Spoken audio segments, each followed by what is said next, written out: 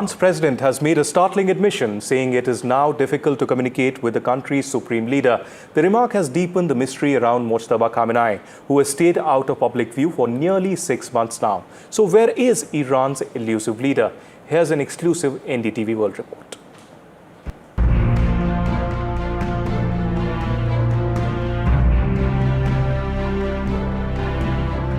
Six months into his tenure, Iran's new supreme leader, Mojtaba Khamenei, continues to remain out of public view. His prolonged absence has fueled speculation over Iran's leadership dynamics following the death of former supreme leader Ali Khamenei earlier this year. Now Iran's president Masoud Pezeshkian has publicly acknowledged the challenge. Pezeshkian said communication with the supreme leader is very difficult at the moment, but insisted that Mojtaba Khamenei's leadership remains a source of strength for the country. و خب این کار بسیار وحشیانه‌ای که انجام گرفت. البته تصور نمی‌کردن این جامعه این کشور بتونه ادامه پیدا بکنه. ولی خب ادامه پیدا کرد. رهبر جدید عزیز ما دوباره انتخاب شد. امکان ارتباط با ایشون الان خیلی سخته. ولی به هر حال بودنش نقطه قوت بسیار بالایی است برای ما. The secrecy surrounding Mojtaba Khamenei has also attracted international attention. According to reports published by The Times, US and Israeli intelligence agencies are trying to determine his whereabouts. The report says intelligence agencies believe Mojtaba Khamenei has adopted extraordinary security precautions and avoids digital communications, making him difficult to track. The uncertainty comes at a critical moment for West Asia. Iran is engaged in sensitive diplomatic and security discussions, including negotiations with Oman over Hormuz. Bureau Report, NDTV World.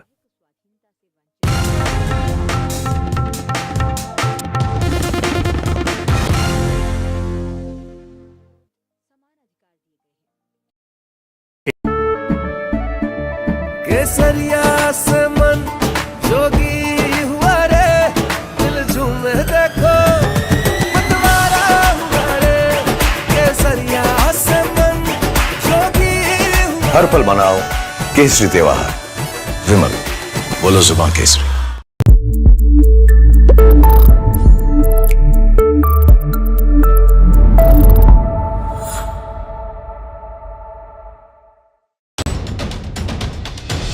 From the newsroom, to the studio, to the thick of political action.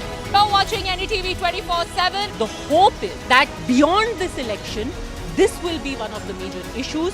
With multiple challenges in the fray, the TMC also has done a bit of rejigging. Remember, this is also a district that has been plagued by communal violence. Come to some of the sabhas that the BJP is also organizing, especially in the villages of West Bengal. When stories have impact. Padmaja Joshi, managing editor and primetime anchor. Then news has influence. The buck stops here with Padmaja Joshi. Your work is being watched by people. You think that you're making an impact in this time. I think that's really a huge validation, very rewarding, and I'm pretty certain that Team NDTV will go from strength to strength.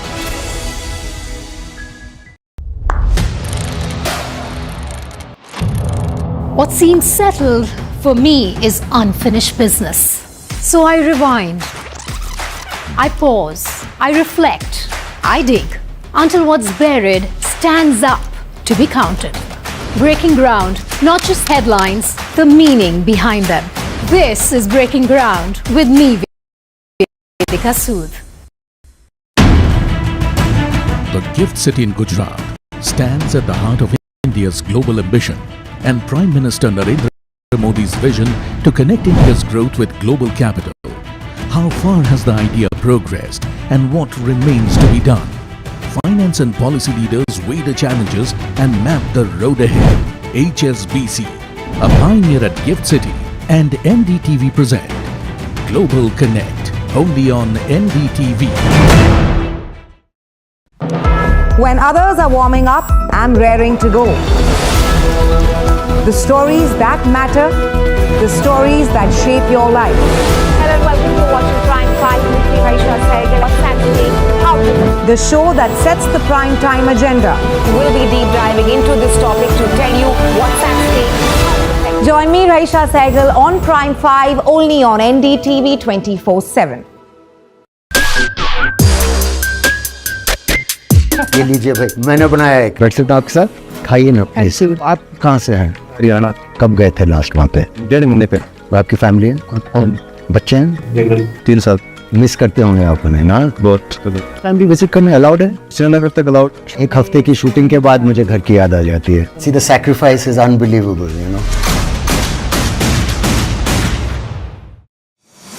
Celebrating excellence across journalism and innovation, NDTV steals the spotlight at the 12th BCS Ratna Awards 2025-26. Best English News Channel of the Year, NDTV 24/7. Best News App of the Year, NDTV. Best Election Coverage of the Year, West Bengal Election Coverage. Best Podcast Show of the Year, NDTV Control All Defense. Best Primetime Anchor of the Year,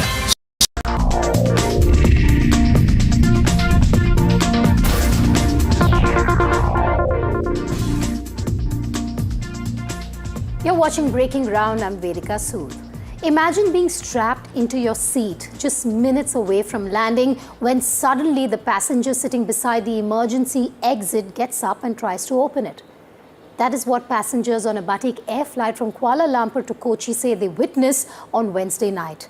The aircraft was in its final approach to Kochi when a 34-year-old man seated in the window seat next to the emergency exit suddenly got up.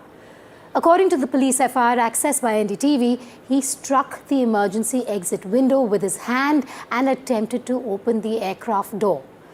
The situation inside the cabin quickly turned tense. Passengers and members of the cabin crew intervened to stop him. Police say the man allegedly threatened and intimidated those who tried to restrain him. The passengers and crew eventually managed to overpower him and keep him restrained until the aircraft landed safely at the Kochi airport at about 11:30 p.m. that night. There was no breach of the aircraft door, but what happened inside those final minutes was serious enough to trigger an immediate security response. The moment the aircraft landed, CISF personnel took the passenger into custody and handed him over to the police. A nightmare for all those on board moments before landing on the runway. A quick check on the headlines at this hour. Government meta engagement enters third day. Discussions focused on content moderation, platform policies and user safety measures. Government officials, Meta's technical teams are reviewing content controls. Fresh political storm in Tamil Nadu over Mekedatu. Vijay government blames 1969 DMK government for Karnataka Dam. Udhayanidhi hits out, asks why the Chief Minister is scared of holding an all-party meeting over the controversy.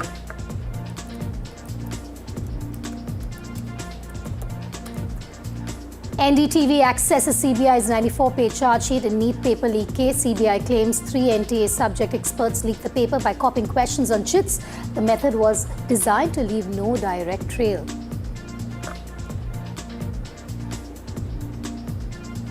Soren government opens dialogue with protesting students with a team of senior officials meeting them to hear their demands. Congress MP Rahul Gandhi reached out to protesting students last night. Inside track on Prime Minister Modi, NDA MPs meet. Modi urged MPs to actively participate in parliamentary debates, study parliamentary history and use available resources to prepare better. PM Modi also stressed that development of states is key to the country's progress. Assam's flood situation remains grim, with the death toll now rising to 97. Over 1.68 lakh people have been affected across 15 districts, with more than 480 villages still submerged.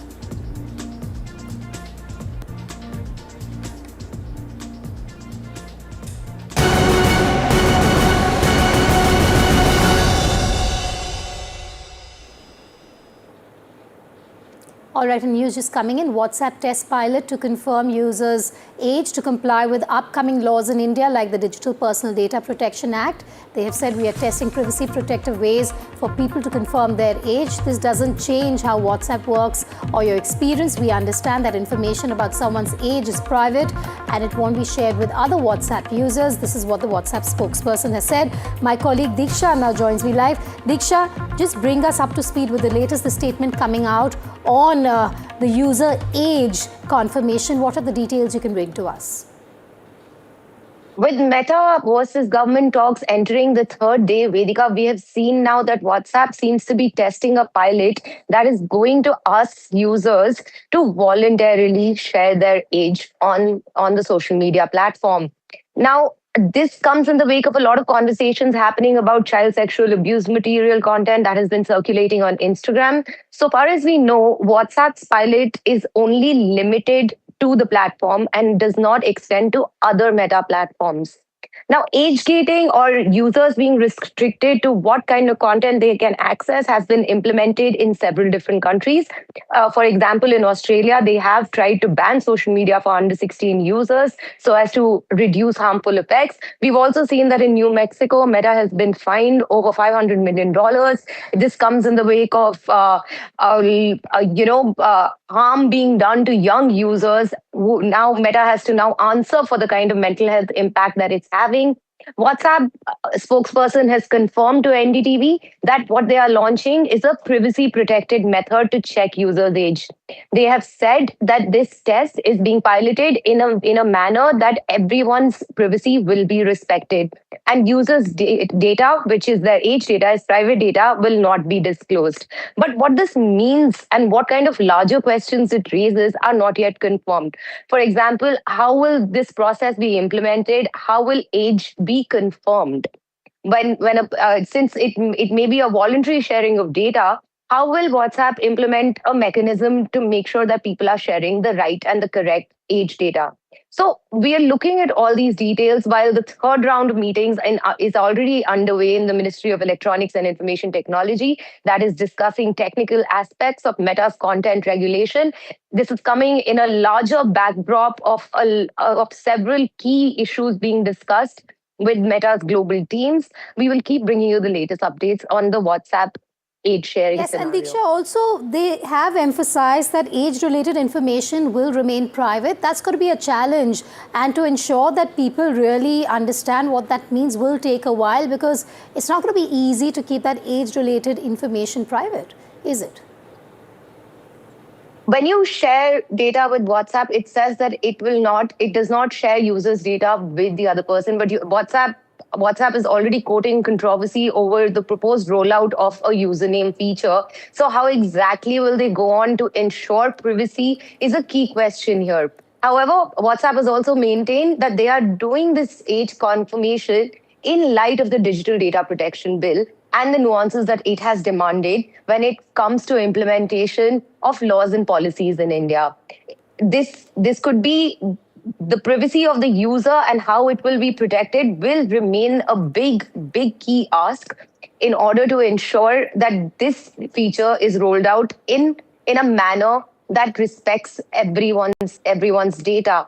Now, while the ministry is also quizzing WhatsApp, officials have told us that several key policy areas are under discussion. This may also come up as a point of conversation during the conversation today. So we'll keep tracking that. But from what we now know, WhatsApp has voluntarily asked users to share their data, assuring them that their access to the platform will remain the same. All right, Diksha, do stay with me. We're going to keep coming back to you for more, but that's the latest that we're breaking on the story here on Breaking Ground. But staying with WhatsApp and staying with Meta, we're going to tell you more. The government's engagement with Meta has entered its third day, with discussions now focusing on content moderation and platform policies. Senior officials from the Ministry of Electronics and Information Technology, including the MeitY Secretary and the ministry's technical team, held talks with Meta's technical experts. The meeting reviewed policy aspects discussed over the past 2 days, liaise with Meta's global team while also examining content moderation mechanisms, platform safeguards, and technical controls used to manage online content. New directives reportedly included a 3-hour takedown deadline for removing CSAM, deepfakes, and AI-generated fake content as opposed to the earlier deadline of 24 to 36 hours. Now, the government is learned to have held discussions with Meta as scrutiny over social media platforms and digital compliance framework intensifies. According to government sources, the talks focus on 4 key areas: the technical aspects of Meta's algorithms, the way content moderation works across its platforms, the guardrails in place to meet legal requirements, and the checks and balances built into its compliance mechanisms. The discussions come amid growing regulatory attention on how large technology platforms operate and enforce content standards in India. Also, in its discussion with the government, Meta has learned to have acknowledged several key challenges facing its platforms. According to government sources, the company admitted to shortcomings in content moderation, concerns over money being used to artificially boost illegal content, and the continuing of difficulty in implementing and completely tackling child sexual abuse material, CSAM, and deepfakes online. Sources say these issues figured prominently in the talks with the Ministry of Electronics and Information Technology as authorities push for stronger safeguards, greater accountability, and stricter compliance from major social media platforms operating in India. And that's the question we put to Diksha once again. How are we going to ensure that, Diksha, when it comes to stronger accountability, when it comes to stricter compliance, when it comes to stronger safeguards?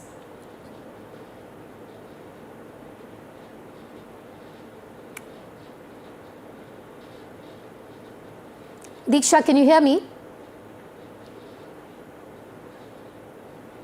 All right, we seem to have lost the line there with Diksha. We'll try and reconnect with her, but that's the latest that we have for you in terms of content generation and compliance. Those are the 2 big challenges before Meta when it comes to the talks with the government. Today is 3 of the talks taking place between Meta and the government.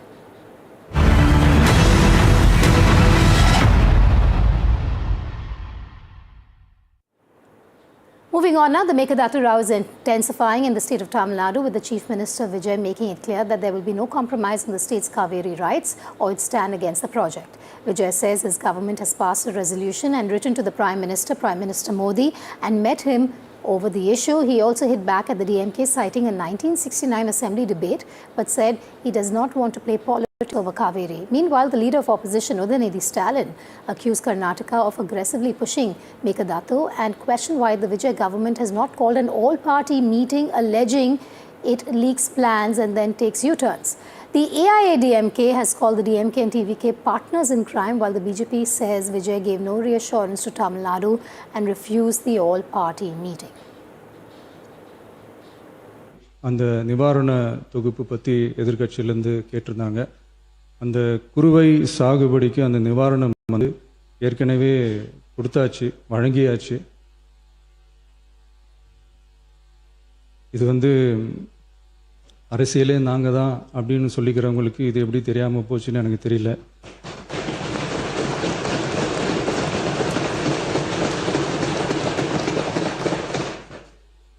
முன்ன பின்ன paper படிச்சிருந்தா நாட்டில் என்ன நடக்குதுன்னு தெரிஞ்சிருக்கும்.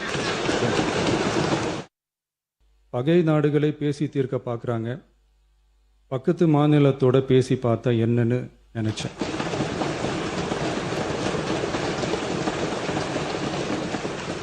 அதனால தான் அப்படி ஒரு அட்டெம்ப்ட் எடுக்க நான் ட்ரை பண்ணோம். ஒருவேளை அந்த அட்டெம்ப்டில் ஒரு அவமானம் நேர்ந்தால் என்ன செய்யன்னு சில பேர் கேட்டாங்க. அப்படி நடந்தால் தமிழ்நாட்டு மக்களுக்காக அதையும் தாங்க தயாராக தான் இருக்கேன்.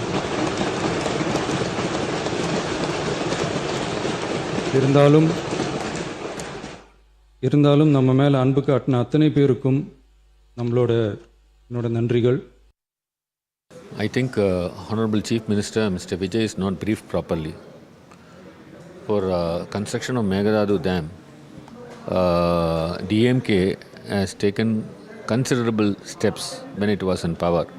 And the Supreme Court ultimately said, look, it is only a DPR, it is only an initial stage.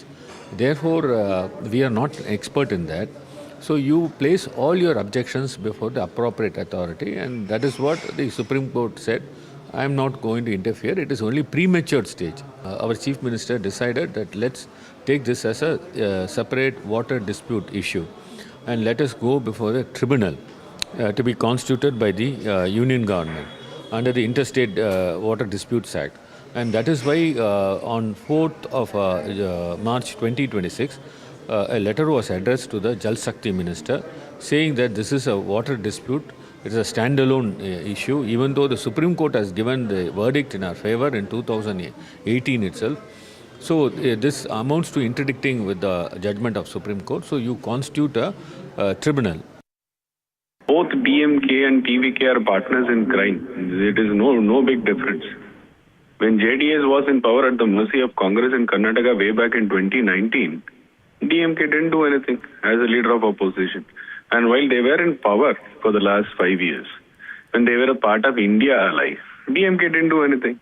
Despite repeated claim by Mr. Shivakumar that 9,000 crores has been earmarked, we are going to go ahead with construction. M.K. Stalin was the Chief Minister. He didn't even condemn. Now the new incumbent, Mr. Vijay, he doesn't know the ABCD and the history of this, and he says that I don't want to pay petty politics around this. Because he knows that his government is at the mercy of the 5 MLAs of Congress. To safeguard his government, he is falling to the feet of Congress now. These two parties doesn't make any big difference. They have done nothing for the welfare of Cauvery, not for the people of Tamil Nadu. Chief Minister of Karnataka, the Congress Chief Minister of Karnataka, has been very vocal about the fact that they will not be releasing water from Cauvery, and they are very firm about the Mekedatu dam issue. In fact, they are going ahead with several detailed project reports regarding the same. But unfortunately, the state which is getting affected by this, the Tamil Nadu Chief Minister, seems to be completely mum about it. He has not made one statement nor given any assurance to the farmers of the state, to the people of Tamil Nadu, that the government stands firm in the fact that they will not allow this to happen. But the reassurance should be coming from the Chief Minister. An all-party meeting is a sign that all the parties have come together beyond differences they have for the sake of the people of the state, and if we stand together to ensure that our rights are not being taken away. So I think it is unfair that the TVK is behaving in such a fascist manner, not listening to any other voices. In news just coming in, the DMK has said there's no hesitation in participating in tomorrow's meeting. This is regarding the delimitation meeting that Vijay is to chair with the MPs. Now, what we do know is that the DMK has also said on delimitation, fair delimitation, without affecting Tamil Nadu's stand is DMK's stand. No party has the right to advise the DMK on delimitation, claiming the party was the first to raise the issue nationally and mobilize opposition against an unfair delimitation exercise. My colleague Vijay now joins me live. Vijay, how do we read into what the DMK has just said about delimitation and the meeting with the MPs, given that you have the centre that has been reaching out to the DMK over the issue of delimitation? Vidika, that's right. DMK once again made it very clear. The DMK's stand is fair delimitation as far as without affecting the interest of Tamil Nadu as far as parliament number of seats are concerned. But however, Chief Minister C. Joseph Vijay had called for all-party MP meeting tomorrow in Chennai to discuss delimitation exercise, to discuss the issues related to delimitation. They have extended invitation to all MPs from Tamil Nadu. Remember, DMK has more number of MPs. They have 30 MPs combined Rajya Sabha and Lok Sabha. Now the question is whether DMK will be part of the meeting. So now DMK General Secretary Durai Murugan had come up with a statement saying that DMK has no hesitation in participating tomorrow's Chief Minister meeting regarding delimitation exercise, and MPs are ready to share their views regarding delimitation exercise. But here only Durai Murugan had mentioned, DMK had mentioned about one demand also. Why TVK government is hesitating to call similar all-party meeting regarding over Mekedatu and Cauvery water issue. So before before a meeting regarding delimitation, DMK is demanding for all-party meeting over Mekedatu and Cauvery water issue. Here, DMK is connecting two issues, saying that why TVK government is remaining silent without hurting Congress, Karnataka Congress government, without chairing all-party meeting. So this is a political statement from the DMK party. That's what we have to understand, because like you mentioned, there are speculations whether DMK will support delimitation bill. Today, TR Balu also made it clear they will react only after getting the proposed delimitation bill, Vedika. Jay, do stay with me. I'm going to come back to you on that meeting that has been called for of the MPs of Tamil Nadu. The Tamil Nadu Chief Minister has convened a crucial meeting of the state's MPs tomorrow to discuss the delimitation bill and its likely impact on the state. The meeting will be chaired by Vijay and is expected to deliberate on Tamil Nadu's concerns over the proposed exercise and evolve a common strategy on the issue. However, the opposition DMK has remained guarded over its participation. You just heard what the DMK has said. Also, senior DMK leader TR Balu said the party has neither received the proposed delimitation bill nor any formal communication regarding the meeting. He maintained that the DMK cannot comment or take a stand without first examining the contents of the bill. All eyes will be on whether DMK participates in that meeting that is to be chaired by the Chief Minister of the state. DMK is a pioneer in raising the issue of delimitation. We had, when our Chief Minister, Mr. M.K. Stalin was the Chief Minister, last year, he called for a meeting. The chief ministers of 4 or 5 states participated in that meet, and all of them decided that we should oppose any action of the government to conduct delimitation on the basis of the population. The union government has to bring a bill to freeze the population. So therefore, that is what Mr. M.K. Stalin said. You freeze the population, and whatever existing thing, we can go ahead. So when we are the pioneer in that, we know, our leader knows what to do. So our leader has to decide about this meeting which Mr. Vijay has convened tomorrow. की तरफ से ये भी खबर आ रही है कि उन्होंने डीएमके और समाजवादी पार्टी से बात करने की भी कोशिश की है, जिसमें डीएमके ने ये कहा है कि उनके स्टेट के इंटरेस्ट को देखते हुए वो अपना फैसला डीलिमिटेशन पे लेंगे. तो आपको लगता है कि डीलिमिटेशन पे डीएमके उनके साथ जा सकता है या आपके साथ खड़ा रहेगा? देखिए, डीएमके को मुझे नहीं लगता कि ये फैसला, चूँकि जो डीलिमिटेशन करना चाहते हैं, जिस तरह से इन्होंने आसाम में बर्बाद किया, ये इस तरह से करना चाहते हैं कि हिंदी भाषी और गैर हिंदी भाषी पूरा डिवीज़न हो जाए, और ये लोग देश के अंदर, क्योंकि ये देश विरोधी हो जाएगा, देश के अंदर एक अलगाव की भावना पैदा होगी निश्चित रूप से. ये चाहते हैं कि हिंदी आर्टलैंड के माध्यम से सरकार चलती रहे, बाकी किसी की ज़रूरत ही ना पड़े. Now, Tamil Nadu is gearing up for what could be a major political battle over the proposed delimitation exercise. Chief Minister of Tamil Nadu, Vijay, is set to hold consultations with members of parliament from the state with an all-party MPs meeting scheduled for the 8th of August. The meeting is expected to focus on the possible impact of delimitation on Tamil Nadu's political representation and the state's concerns over any reduction in its relative share of Lok Sabha seats. Meanwhile, sources indicate that the centre has been engaged in discussions with the DMK on the issue. The party is understood to have sought clear assurances that Tamil Nadu's interests will be protected before taking a final position. The concern in the state stems from fears that states which successfully control population growth could see their parliamentary representation affected if future seat allocation is linked more closely to population figures. With political parties across the state closely watching developments, delimitation is clearly emerging as a key issue that could unite rivals in defense of Tamil Nadu's interests. Vijay is still live with us. Vijay, all eyes on whether DMK will be attending that meeting tomorrow. What should we expect? We've seen DMK in a way soften its stand. We know that the centre has also been reaching out to the DMK. The DMK has also in the past said, based on the issue and issue by issue, we will take a stand on such subjects. Tell us more about what to expect tomorrow.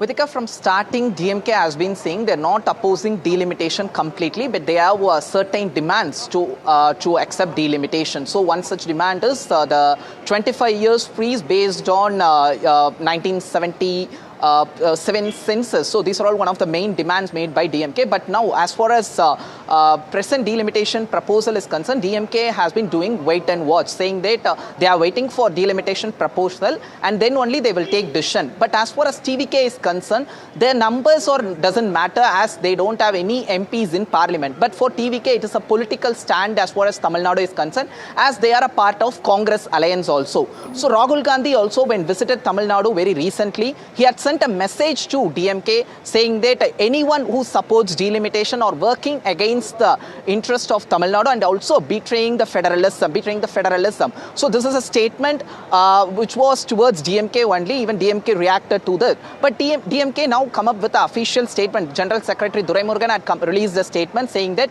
as far as DMK is concerned, they demand fair delimitation. They will never do compromise as far as state rights, or if in any way delimitation affected Tamil Nadu interest, they will fight against it. Even DMK pointed out, DMK was the first party who opposed delimitation and chaired all non-BJP ruled state CM meeting also. Now they made it clear tomorrow, as far as meeting is concerned, they have put a demand to TVK government, first call for all party meeting over Mekedatu and Cauvery issue, and then we will discuss about the delimitation. This is seen as one such demand made by the DMK towards TVK government, Vedika. All eyes on that all-party MPs meeting in Tamil Nadu being chaired by the Chief Minister of the state, Vijay. Vijay, thank you for joining us live.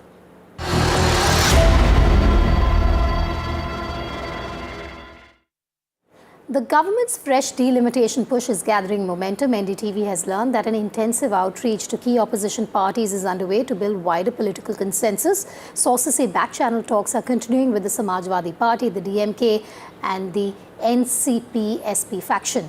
Now, sources add that DMK has sought assurances regarding its state's interests before taking a final stand.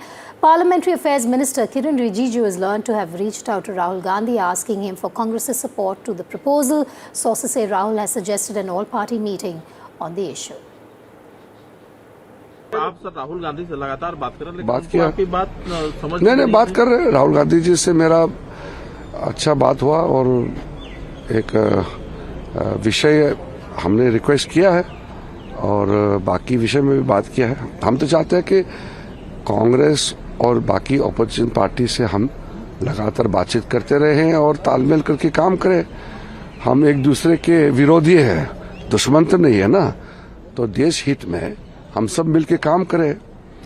लेकिन ऐसा चित्र दिखाते हैं बाहर में कि हम बिल्कुल पार्लियामेंट चलने ही नहीं देंगे, तो इसका नुकसान किसका होगा। और किरण रिजिजू के बीच में डिलिमिटेशन को लेकर बात हुई है, जिसमें राहुल गांधी ने ये कहा है कि दोनों मुद्दे जो लगातार वो उठा रहे हैं उस पर चर्चा होगी, तभी उसके बाद जो है इस पे वो फैसला ले पाएंगे। तो क्या कांग्रेस पार्टी अभी भी अपने दो डिमांड्स पे स्ट्रिक्ट है? 100% जो राहुल जी ने कहा है, पूरी पार्टी उसके पीछे खड़ी हुई है। आपको जवाबदेही तो तय करनी होगी। ये नहीं हो सकता कि आप रास्ता निकाल करके भागने की कोशिश करें, नहीं होगा। See very clearly, the delimitation bill is to take control of the delimitation commission, just like how they have taken control over the election commission. That is the exact way they want to do with the delimitation bill. They want to redraw boundaries based on demography, based on communities, based on religion, and you have seen that happen in Assam.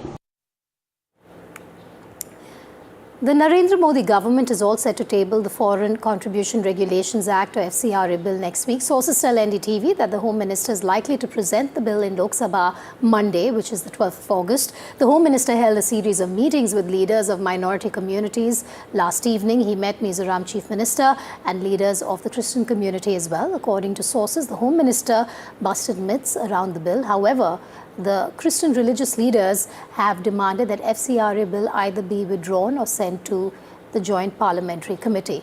Congress too is opposing the bill, with Shashi Tharoor calling it a dangerous escalation in the centralization of executive power.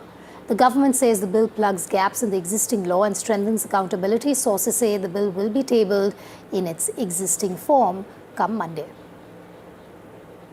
DMK has declared that it is against the FCRA amendment bill. So we had, so far as I am the chairman of the Joint Action Forum on Minorities, and the religious heads have met yesterday. So we have discussed with them, and the Honorable Home Minister has, with open mind, has discussed. So let's hope for good things to happen. On one hand, churches are vandalized, churches, Christian preachers, priests, fathers are attacked, arrested. All these are happening in different parts of the country. And also, this government is trying to bring in FCRA. Once they tried to bring in the entire opposition stood united and opposed it, it was sent back. Then they tried to bring in through backdoor, through a delegated legislation. That also we opposed. Now they are again trying to bring as a legislation. We will continue to oppose this. The Christian fathers, bishops, they have made the stand very clear. They are not, this is not for the good of the country or for the good of those who are doing good service to the poor and charity. NGOs will not be allowed to be strangled like this. I have already written about it. It's a very bad idea. I have already written about it. It's a very bad idea.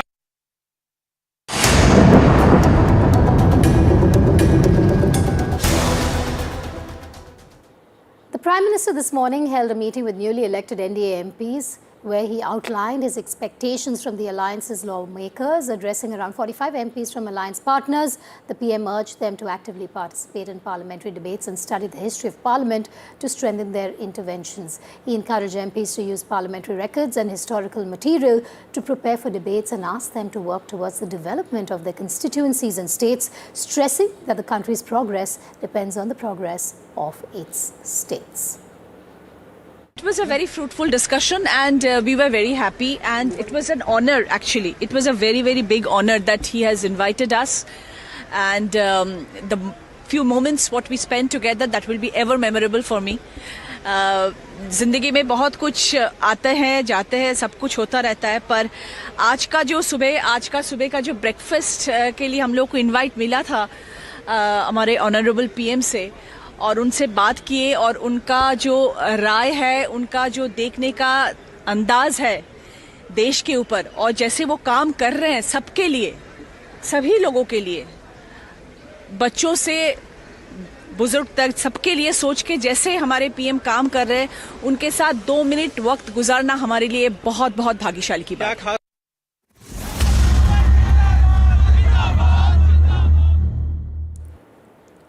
NDTV has accessed the CBI's 94-page charge sheet in the NEET UG 2026 paper leak case, and it levels explosive allegations against 3 NTA subject experts. The CBI claims the experts allegedly copied questions onto chits, marked NCERT passages during moderation, memorized other questions, and later reconstructed the paper in hotel rooms. According to the charge sheet, the method was carefully designed to leave no direct trail to the original question paper before the recreated version was allegedly routed through middlemen ahead of the exam. The agency says the alleged motive was financial gain and helping select candidates. These are the allegations made in the CBI charge sheet and are yet to be tested in court. Well, the CBI charge sheet in the NEET 2026 paper leak case points to several shortcomings in the National Testing Agency's confidential paper setting process, which allowed subject experts to access, retain, and ultimately leak examination material. The agency says the process permitted multiple experts to handle final question papers across different stages of preparation. The charge sheet says that ideally the visibility of all the final question sets to any one expert should be avoided to prevent any chance of a leak. Those are the details that we're bringing to you from the charge sheet. My colleague Bismi now joins me live. Bismi, many lapses clearly leading to the leaks. Just take us through those lapses, given there was no CCTV, there was no frisking also of these people who finally and eventually leaked the papers and the contents of it. The 94-page CBI charge sheet actually details the entire modus operandi that the 13 accused charged by the CBI in its first charge sheet. The CBI has mentioned elaborately how this entire network spread from Latur, from the entire Maharashtra to Rajasthan, and finally also reached Kerala. As per the charge sheet, these 3 experts, subject matter experts, had leaked the paper and trained and conducted sessions, several coaching sessions where they gave students parts of these question papers. In fact, the subject matter experts had also written down on sheets memorized marked paragraphs on NCERT books after they had left the NTA center. Now, an important point here, Vedika, is that the CBI charge sheet also details lapses in NTA regarding the frisking of the subject matter experts as they left the institute, as well as CCTV footage. Now, CCTV backup was only for 25 days. There was no live monitoring of the control room. Over to you. All right, Bismi, thanks for joining me live there. Now, the agitation by students in Jharkhand demanding a high-level probe into the alleged irregularities in the JPSC and JSSC recruitment examinations has intensified. Several students who have been on an indefinite hunger strike in Ranchi continue to press for their demands. The Ranchi SDM, who is a senior official, of course, met the protesting students at the demonstration site. The students have submitted the names of their participants for talks with the government. Amid the ongoing protests, Rahul Gandhi also reached out to the students over the phone. Rahul Gandhi held nearly a 10-minute long conversation with the protesters. The BJP has launched a sharp attack on him. BJP has alleged that Rahul Gandhi remained silent while the students were protesting and only reached out after the issue gained national attention.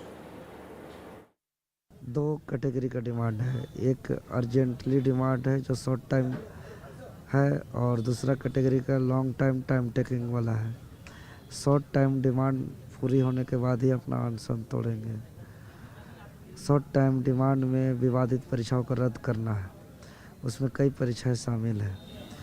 Time taking में जांच है, कार्रवाई है और आगे एक ऐसा व्यवस्था तैयार करना है जिस पर पेपर लीक, धांधली, पैरवी खत्म हो जाए। रांची के जयपाल सिंह मुंडा में आंदोलन कर रहे छात्र के कोर कमेटी के सदस्य रविंद्र पासवान जी हैं। इनसे राहुल गांधी की बात हुई है, क्या कुछ बात हुई है, हम इनसे जानने की कोशिश करते हैं। सर, राहुल गांधी से फ़ोन पे बात हुई है, क्या बताया उन्होंने? बहुत ही सकारात्मक बात हुई। हमने झारखंड के वस्तु स्थिति के बारे में बताया कि झारखंड में किस तरह परीक्षा माफिया जो है सो तेज़ी से बढ़ रही है और जो सो JPSC और JSSC में किस तरह धांधलियाँ हो रही है।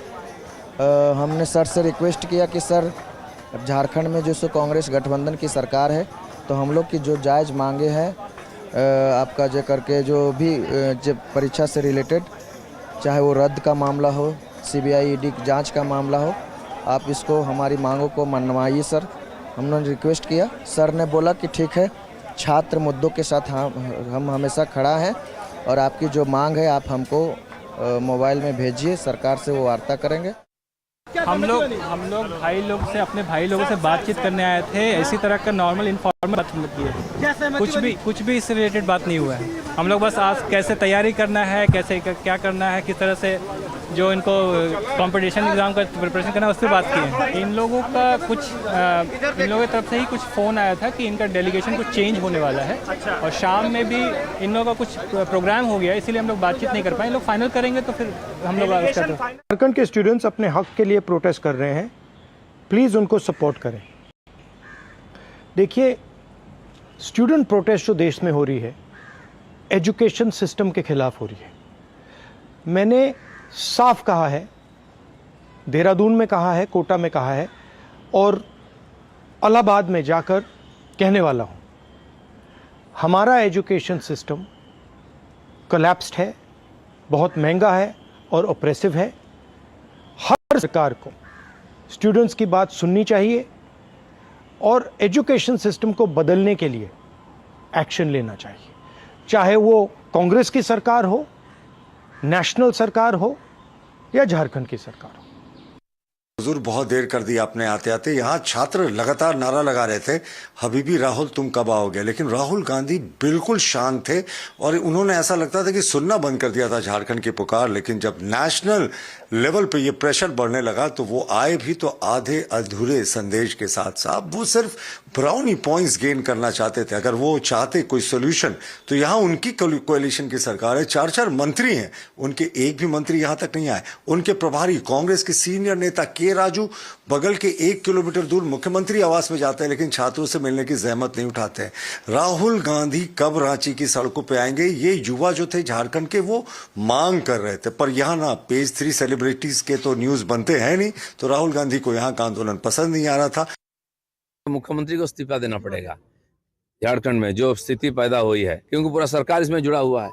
कोई कार्रवाई क्यों नहीं हो रही है, लोग अरेस्ट नहीं हो रहे? कम से कम आप बोलिए, हम कड़क से इसका निराकरण करेंगे, नहीं कर रहे हैं, कोई नहीं सामने आ रहा है, क्योंकि इसमें राजनीति किया उन लोगों ने। When a very big larger issues happening, when larger issues are happening, we are raising it in parliament, we are protesting. What is the answer for BJP and the government for that? What is the answer? And Rahul Gandhi ji is speaking for the students of the entire country, and that has to be decided and discussed here. That has to be, the answer should be said by Home Minister. Why the students were attacked? Why the FIRs are still not quashed? Now, instead of that, they want to again point fingers on Rahul Gandhi ji, who is the voice of students. Look, he is again going to Prayagraj. Again, he had traveled to Tamil Nadu. He was in Kota in Rajasthan. He went up to Prime Minister's residence demanding justice for students. My colleague Ankit Tyagi now joins me live from Ranchi from the protest side. Ankit, if you can hear me, it's not about when if the talks are going to take place, it's now about when the talks will happen. After last night's meeting again with the representatives from the government, I want to understand what are the sticking points that remain ahead of an expected meeting between the two sides. You know, that's it's baffling also in a way, Vedika, that despite the conversation, the delegation being made, why is it that the talks are not happening? In fact, just before you came to me, there were the same people, the same SDO and ADM Law and Order. They had come to this very stage once again to have a conversation with the students, those who are present here. When will those talks? When are they going to take place? That remains an important question. But what I will try and do, I will see if I can I can speak to some of them, some of these students, those who are involved in the talks with the government. Before that, let me also give you an update. What you are seeing, the people, those who are lying there, are the protesters, those who have been, continuously been on a hunger strike. And there were 5 of them, 2 women and 3 guys, those who started this. And now, today in the morning, one of them was taken to the hospital. Rahul was taken to hospital. He's one of the protesters who was on hunger strike. His health had deteriorated, and you will still see 3 of them lying there, those who are on hunger strike, some of them, in fact, speaking to the media as well. This is the stage where this entire program is being conducted. But just to try and get in a word and understand whether and when those talks are going to happen, what's the hitch? Because last night when they had come here, we were told that the problem was that there was not any kind of clarity on who the 11 people are who are going to speak to the media, to the government. And now that clarity has been given. Why is there a delay is something that we would try and understand from them. अभी आज भी सुबह सरकार की तरफ से 2 लोग यहाँ पर आए थे बातचीत करने के लिए। डिले किस बात का है, क्यों अभी डिले हो रहा है बातचीत करने में? सर, चर्चा चल रही है, इसके बारे में तो मुझे अच्छे से जानकारी नहीं है, लेकिन हम लोग का डेलीगेशन बन गया है जो सर वार्तालाप करेगा और सरकार से भी जो 4 मंत्री जिनके बीच में बातचीत होगा। सर, तो अभी आपको क्या लग रहा है कि आज उम्मीद है आपको कि सरकार से बातचीत हो पाएगी? जी, उम्मीद तो है सरकार से, इसीलिए तो हम लोग बात करने के लिए आगे आए हुए हैं। जी सर, किस बात की अभी देरी है सरकार से बातचीत करने में? आज भी जो एसडीएम वगैरह आए थे, क्या बता के गए? अभी तक क्लियर नहीं किए हैं कि हम लोग बुलाने का आदेश मिला नहीं है। वो लोग अपना जगह चूज कर रहे हैं। जगह चूज होने के बाद वो लोग बताएंगे कि कब आना है, कितने बजे आना है। अभी सारा क्लियर नहीं हुआ है, यानी कि टाइम वगैरह क्लियर नहीं हुआ है, किस समय? हाँ सर, सरकार की ओर से अभी क्लियर नहीं हुआ है कहाँ पे बैठना है। वो बोले क्लियर होने के बाद मैं आप लोगों को बता दूंगा। आज एक आपके साथी जो हैं वो भी हॉस्पिटल में, उनको लेके जाना पड़ा, उनकी तबीयत खराब हो गई ज़्यादा, राहुल की। अभी तो हम जस्ट अभी आए तो उस बारे नहीं बोल सकते हैं, हम देखे भी नहीं, अभी गए भी नहीं उधर। So the thing is at this moment the clarity is not about how and when those talks are going to happen. So that now is a baffling question. This is the 14th day. Why are the students still waiting? Why is the government not in fact being proactive? Yesterday there was a conversation that Rahul Gandhi also had. I spoke to the student leader Ravinder, who had a conversation with Rahul Gandhi, and he said Rahul Gandhi has told us that he is going to speak to the Chief Minister as well. Despite that, why is the government dilly-dallying this entire process remains the big question, Vedika.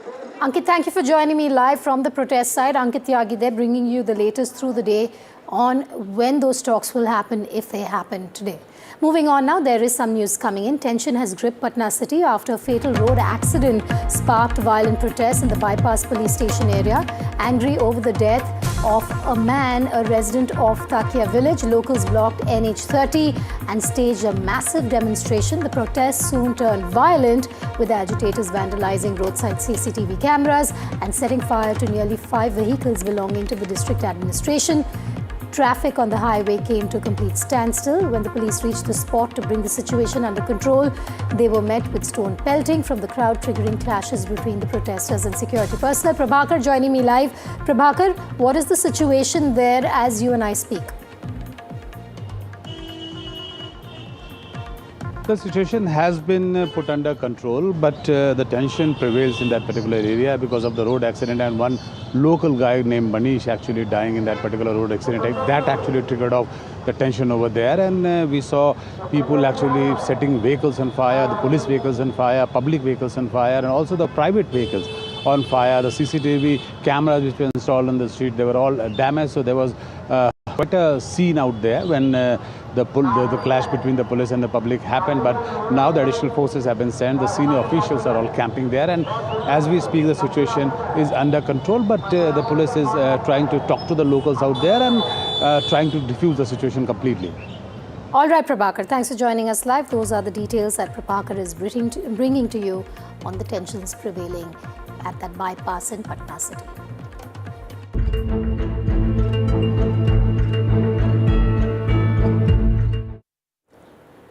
RSS Chief Mohan Bhagwat's outreach to Gen Z has triggered a political sparring match. Backing recent youth protests, Bhagwat said dissent is not anti-national. Protests are part of India's democracy, and that he has faith in Gen Z because young people seek logical answers. He also stressed that dialogue is the only way to build consensus.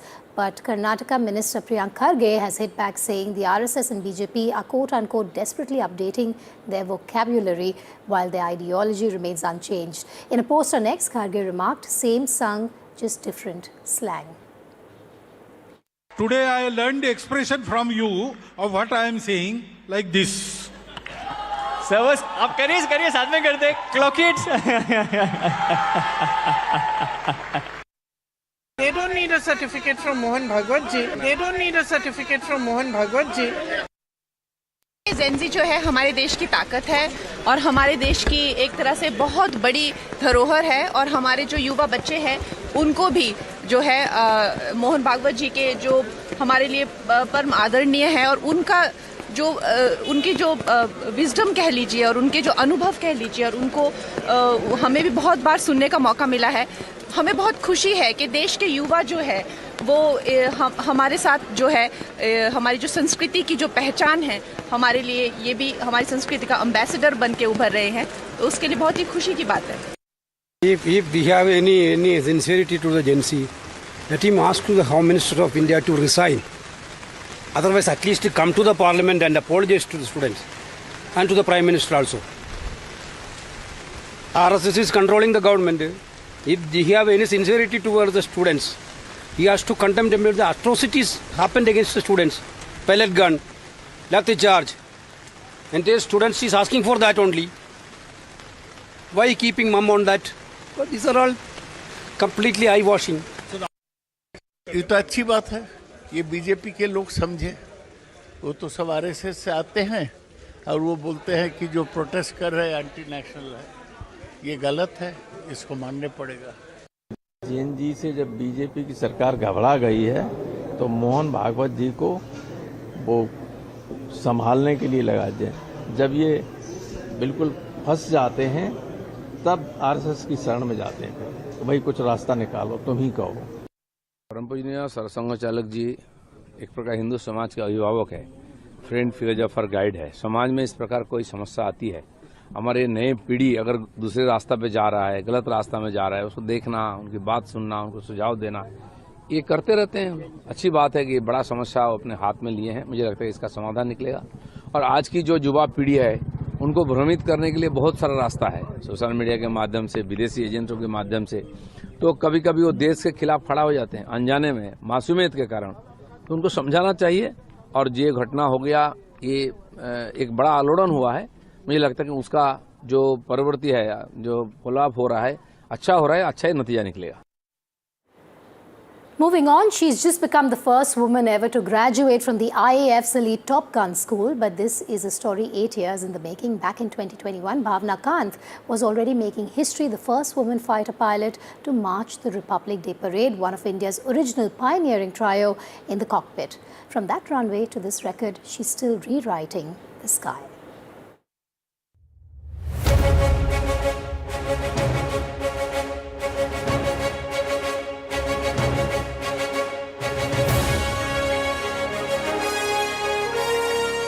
She once dreamed of the sky from a small town in Bihar. Today, the dream has a new name in history: Squadron Leader Bhavna Kant. The IAF's elite Top Gun school, the Tactics and Air Combat Development Establishment in Gwalior, has never had a woman graduate until now. Squadron Leader Kant has just completed the punishing Fighter Combat Leader course, 20 weeks of the most advanced combat flying training in the Indian Air Force today. Only about 1 in 100 pilots is even chosen to attempt it. The squadron leader flies the Su-30 MKI, having graduated to the premier jet after having flown the legacy MiG-21. Rewind a decade. In 2016, Kant was one among just 3 women commissioned as India's first ever women fighter pilots, alongside Avni Chaturvedi and Mohana Singh, stepping into a cockpit no Indian woman had entered before. For me, it was a childhood dream, and once I got the opportunity, I didn't take a second to grab it, and here I am. I don't think it's time now. I think it was time then, it was time since forever, and the fact that the decision has come now doesn't make it the time now. Since then, she's touched the sky with glory. In 2021, she became the first woman fighter pilot to take part in Republic Day celebration, standing on the IAF's tableau at Rajpath to undertake day combat missions flying the MiG-21 Bison. Now she's mastered the most advanced air combat techniques, long-range precision strikes, the very future of aerial combat, training that shapes how the Indian Air Force fights tomorrow's wars. This isn't just one officer's triumph. It's proof that the sky was never the limit, only the starting point. From breaking into the fighter stream to breaking into the Top Gun club, Bhavna Kant keeps rewriting what's possible, one sortie at a time. Vishnu Shom for NDTV. Slip into a short break. We return with a top international focus, a mystery meeting between Iran's president and Mojtaba Khamenei, according to Iran International. We bring you more on that report in moments from now.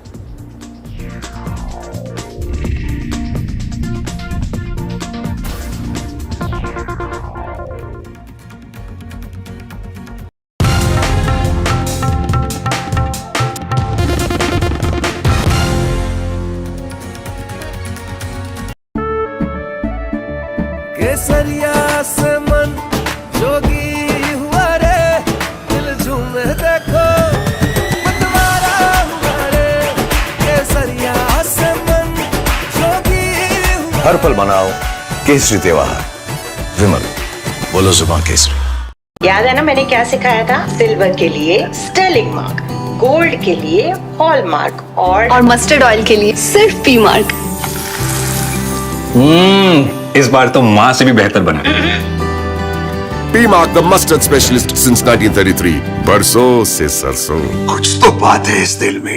थोड़े में ज्यादा स्वाद, यही तो है इसकी खास बात। वाओ मामा, क्या स्वाद है। अरे मेरे राजा, मसाला। माँ भी हमेशा पी मार्क मस्टर्ड ऑयल में ही खाना बनाती थी। कुछ तो बात है इस दिल में। P-Mark, the mustard specialist since 1933. सरसों से सरसों are pure shahi paneer masala, delicious, healthy every day. What seems settled for me is unfinished business. So I rewind. I pause. I reflect. I dig until what's buried stands up to be counted. Breaking ground, not just headlines, the meaning behind them. This is Breaking Ground with me, Vedika Sood. मीठा या नमकीन, चाहे जैसे खाओ, 100% सूजी से बनी are pure vermicelli, स्वादिष्ट, सेहतमंद हर रोज। पर जब इंसान प्रकृति के साथ सामंजस्य को आत्मसात कर लेता है तो वो मधुर और लालन पोषण करने वाली बन जाती है। पी मार्क सरसों के तेल ने प्राकृतिक तरीके से सरसों के तेल को बनाया है शुद्धता और गुणवत्ता के साथ। The mustard specialist since 1933. बरसों से सरसों। कुछ तो बात है इस दिल में।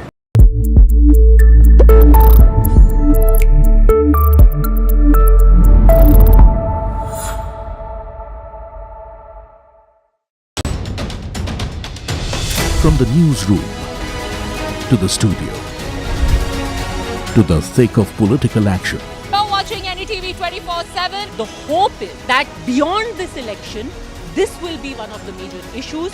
With multiple challengers in the fray, the TMC also has done a bit of rejigging. Remember, this is also a district that has been plagued by communal violence. Come to some of the sabhas that the BJP is also organizing, especially in the villages of West Bengal.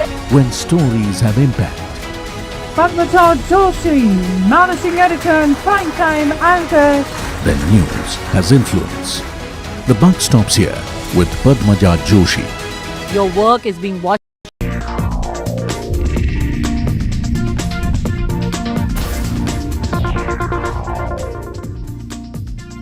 Iran's president has made a startling admission, saying it's now difficult to communicate with the country's supreme leader. Here's a report.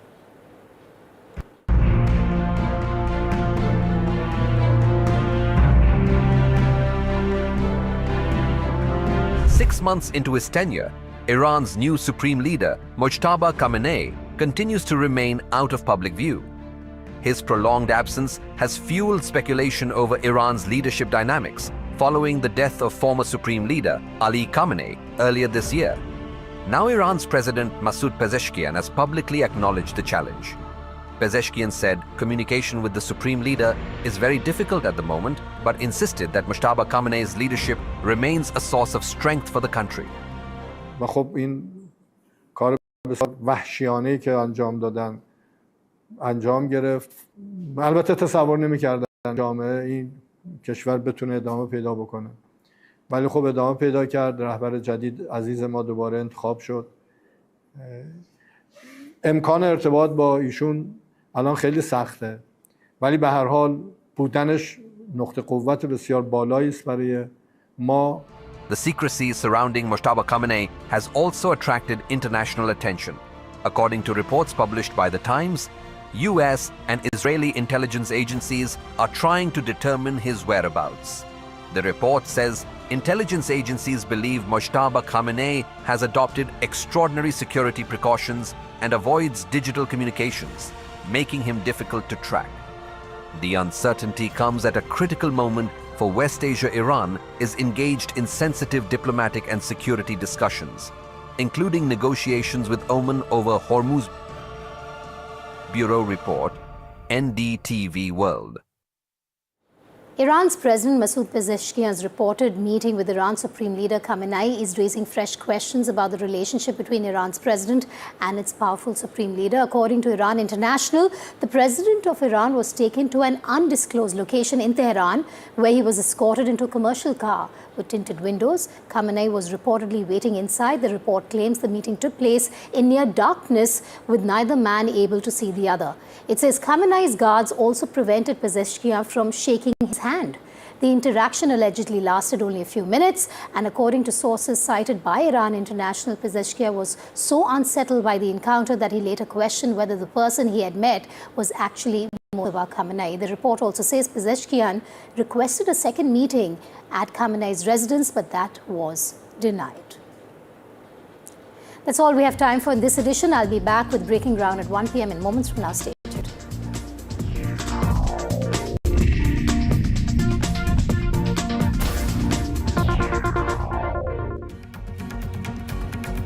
Fresh political storm in Tamil Nadu over Mekedatu.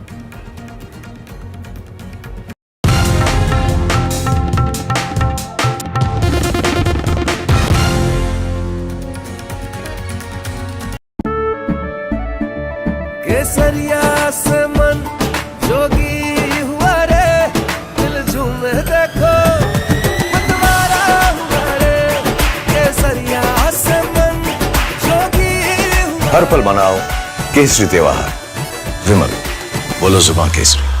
याद है ना मैंने क्या सिखाया था? Silver के लिए Stirling mark, gold के लिए हॉलमार्क और मस्टर्ड ऑयल के लिए सिर्फ पी मार्क। इस बार तो माँ से भी बेहतर बना। P-Mark, the mustard specialist since 1933. बरसों से सरसों। कुछ तो बात है इस दिल में। थोड़े में ज्यादा स्वाद यही तो है इसकी खास बात। वाओ मामा क्या स्वाद है। अरे मेरे राजा मसाला। What seems settled for me is unfinished business. So I rewind. I pause, I reflect, I dig until what's buried stands up to be counted. Breaking ground, not just headlines, the meaning behind them. This is Breaking Ground with me, Vedika Sood.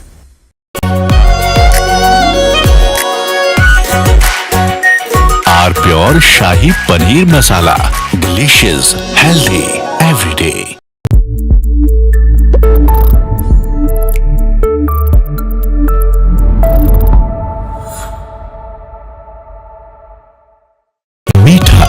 नमकीन चाहे जैसे खाओ, 100% सूजी से बनी are pure vermicelli, स्वादिष्ट, सेहतमंद हर रोज।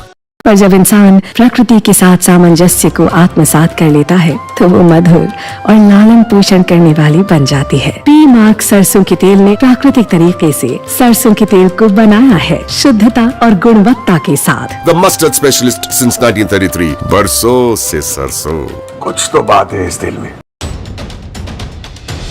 From the newsroom to the studio to the thick of political action. Now watching NDTV 24/7, the hope is that beyond this election, this will be one of the major issues with multiple challenges.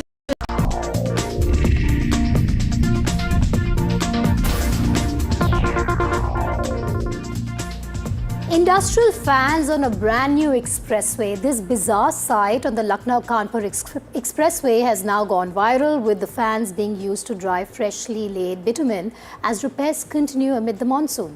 The images have triggered questions online and political criticism. Why does a newly inaugurated expressway need fans to dry its road? But behind the viral visuals is a much bigger problem.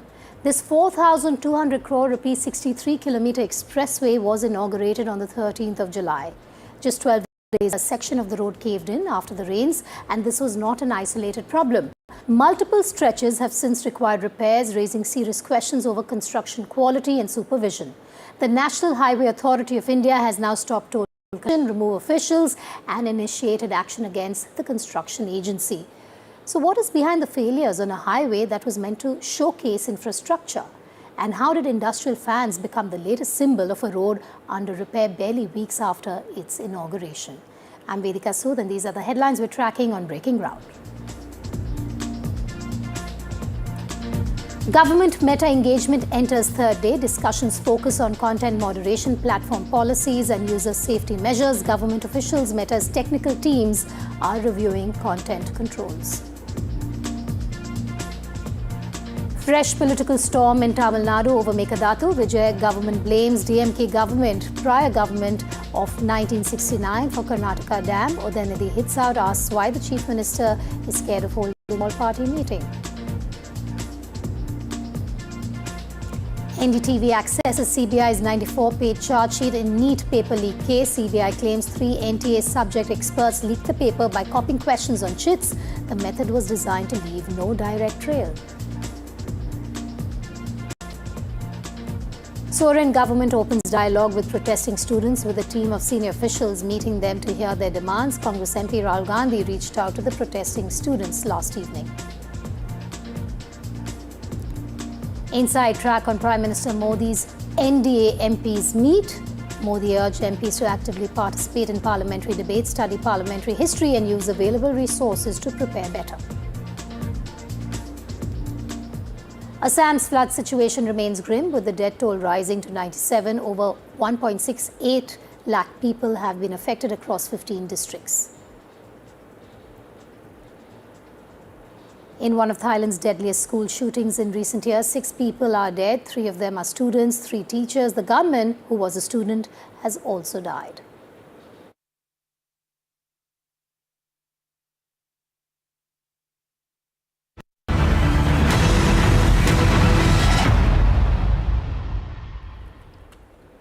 The Mekedatu row is now intensifying in the state of Tamil Nadu, with its Chief Minister Vijay making it clear there will be no compromise on the state's Cauvery rights or its stand against the project.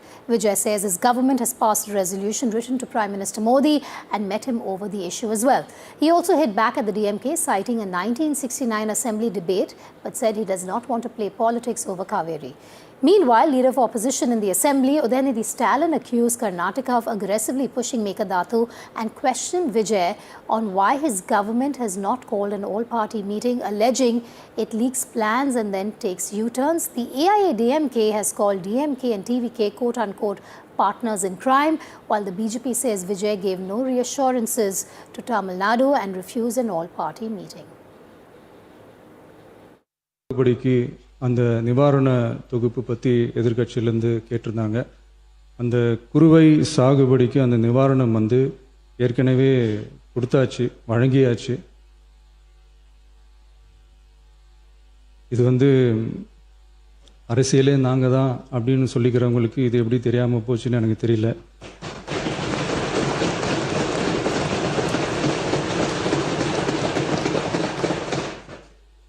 முன்ன பின்ன paper படிச்சிருந்தா நாட்டில் என்ன நடக்குதுன்னு தெரிஞ்சிருக்கும்.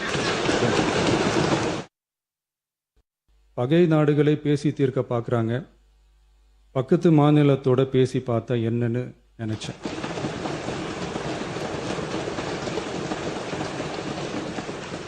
அதனால தான் அப்படி ஒரு அட்டெம்ப்ட் எடுக்க நான் ட்ரை பண்ணோம். ஒருவேளை அந்த அட்டெம்ப்டில் ஒரு அவமானம் நேர்ந்தால் என்ன செய்யன்னு சில பேர் கேட்டாங்க. அப்படி நடந்தால் தமிழ்நாட்டு மக்களுக்காக அதையும் தாங்க தயாராக தான் இருக்கேன்.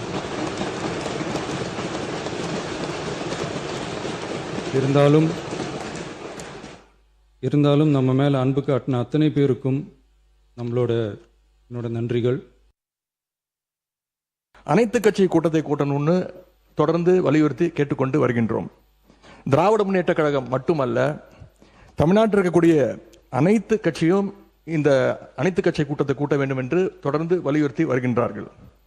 ஏன் கேட்டுக்கிறோம்னா, கர்நாடக முதலமைச்சரும் அந்த அரசும் மேகதாது விஷயத்தில் மிகவும் தீவிரமாக செயல்பட்டு வருகின்றார்கள். ஜூன் 11 ஒன்றிய நிதியமைச்சர் திருமதி நிர்மலா சீதாராமனை கர்நாடக முதலமைச்சர் அவர்கள் நேரில் பார்த்து மேகதாது அணை கட்டுவதற்கு நிதியுதவி வேண்டும் என்று கோரிக்கை வச்சிருக்கிறார். ஜூன் 12 ஒன்றிய ஜல்சக்தி துறை அமைச்சர் திரு CR பட்டீல் அவர்களை நேரில் பார்த்து மேகதாது திட்டத்திற்கு நீங்கள் ஒப்புதல் அளிக்க வேண்டும் என்று கோரிக்கை வச்சிருக்கிறார். I think Honorable Chief Minister Mr. Vijay is not briefed properly. For construction of Mekedatu Dam, DMK has taken considerable steps when it was in power. And the Supreme Court ultimately said, look, it is only a DPR, it is only an initial stage. Therefore, we are not expert in that. So you place all your objections before the appropriate authority, and that is what the Supreme Court said. I am not going to interfere. It is only premature stage. Our Chief Minister decided that let's take this as a separate water dispute issue, and let us go before the tribunal to be constituted by the union government. under the Interstate Water Disputes Act. And that is why on 4th of March 2026, a letter was addressed to the Jal Shakti Minister saying that this is a water dispute. It is a standalone issue, even though the Supreme Court has given the verdict in our favor in 2018 itself. So this amounts to interdicting with the judgment of Supreme Court. So you constitute a tribunal. Both DMK and TVK are partners in crime. It is no big difference. When JDS was in power at the mercy of Congress in Karnataka way back in 2019, DMK didn't do anything as a leader of opposition. And while they were in power for the last 5 years, when they were a part of India ally, DMK didn't do anything. Despite repeated claim by Mr. Shivakumar that 9,000 crores has been earmarked, we are going to go ahead with construction. M.K. Stalin was the Chief Minister. He didn't even condemn. Now the new incumbent, Mr. Vijay, he doesn't know the ABCD and the history of this. And he says that I don't want to pay petty politics around this. Because he knows that his government is at the mercy of the 5 MLAs of Congress. To safeguard his government, he is falling to the feet of Congress now. These two parties doesn't make any big difference. They have done nothing for the welfare of Cauvery, not for the people of Tamil Nadu. The Chief Minister of Karnataka, the Congress Chief Minister of Karnataka, has been very vocal about the fact that they will not be releasing water from Cauvery, and they are very firm about the Mekedatu dam issue. In fact, they are going ahead with several detailed project reports regarding the same. But unfortunately, the state which is getting affected by this, the Tamil Nadu Chief Minister, seems to be completely mum about it. He has not made one statement nor given any assurance to the farmers of the state, to the people of Tamil Nadu, that the government stands firm in the fact that they will not allow this to happen. But the reassurance should be coming from the Chief Minister. An all-party meeting is a sign that all the parties have come together beyond differences they have for the sake of the people of the state, and if we stand together to ensure that our rights are not being taken away. So I think it is unfair that the TVK is behaving in such a fascist manner, not listening to any other voices. My colleague Vijay now joins me live from Chennai. Vijay, you have 3 issues simmering in the state of Tamil Nadu when it comes to the face-off between the DMK and the TVK. Of course, it has to do with the dam, it has to do with Cauvery, it has to do with farmers, and the face-off between the leader of opposition, Stalin, and the Vijay government continues with the demand by the DMK for an all-party meeting.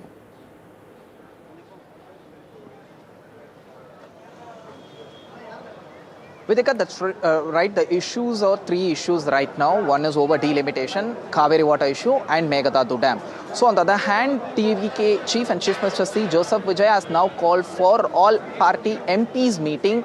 Tomorrow he is going to chair that meeting. On the other hand, DMK officially had released a statement saying that first TVK government has to chair all party meeting over Mekedatu and Cauvery water issue. Then only they should chair meeting for delimitation issue. Even DMK made it clear, as far as DMK is concerned, they are demanding for fair delimitation. They won't allow to they won't act against the interest of Tamil Nadu. Even DMK made it clear if TVK calls for all-party meeting over Mekedatu and Cauvery water issue, DMK definitely has not hesitated to participate in the delimitation meeting also to share their opinion. But very unlikely DMK to be part of the DMK MPs to be part of tomorrow's meeting also.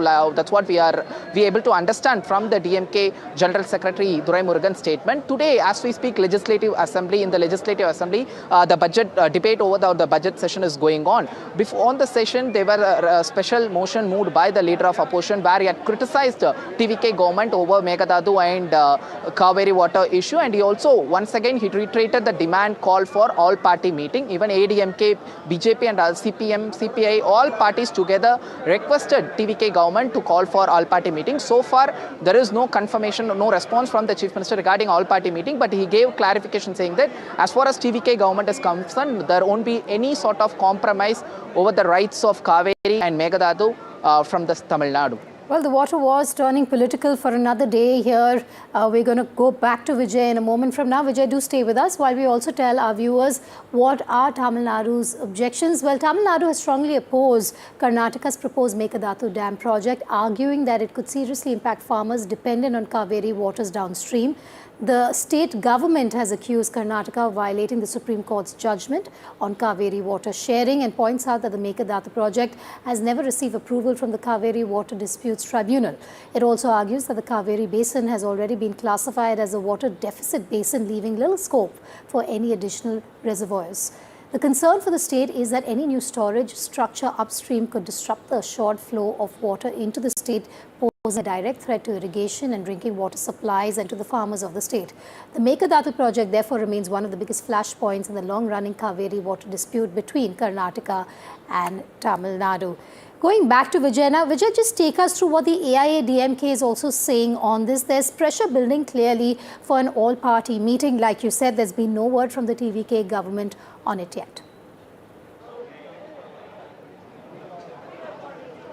Vidika, as far as ADMK is concerned, we saw ADMK legislative leader Edappadi K. Palaniswamy speaking inside the Legislative Assembly, where he also requested TVK government to call for all-party meeting over Mekedatu and Cauvery water issue. He also pointed out that in the past, whenever the issue arose regarding Cauvery water and Mekedatu, political parties have called for all-party meeting. That is only history to discuss with the Farmers Association and legal experts and other experts to discuss the issue. Even Karnataka has did the same. So Edappadi K. Palaniswamy also on behalf of ADMK requested TVK government to call for all-party meeting. Not only ADMK, even TVK like-minded parties like left parties also had requested TVK government to call for all-party meeting. But so far, earlier the TVK government made it clear they rejected the idea of all-party meeting, as already the issue has been discussed in Legislative Assembly during the last session itself. So there is no necessity for all-party meeting. But on the other hand, they have called for all-party MPs meeting tomorrow to discuss delimitation issue, Vedika. Right, and all eyes will be on whether DMK attends that all-party MPs meeting. Vijay, thanks for joining me live. Well, the Mekedatu dispute is once again at the center of the Cauvery water sharing battle, with Tamil Nadu pressing for a review of an earlier Supreme Court order. In its plea, the TVK government has argued that permitting Karnataka to move ahead with aspects of the Mekedatu project would amount to a violation of the Supreme Court's 2018 Cauvery judgment. Tamil Nadu also sought consideration of an order issued on the 13th of November last year. However, the top court of India, the Supreme Court, has rejected those objections. The court made it clear that there is no case for reviewing its earlier judgment and said it found no grounds that warranted reconsideration of the matter. The ruling is a setback for Tamil Nadu's challenge and comes as the politically sensitive Mekedatu project continues to remain a major flashpoint between Karnataka and Tamil Nadu, and within Tamil Nadu with the DMK and the AIA-DMK and the TVK.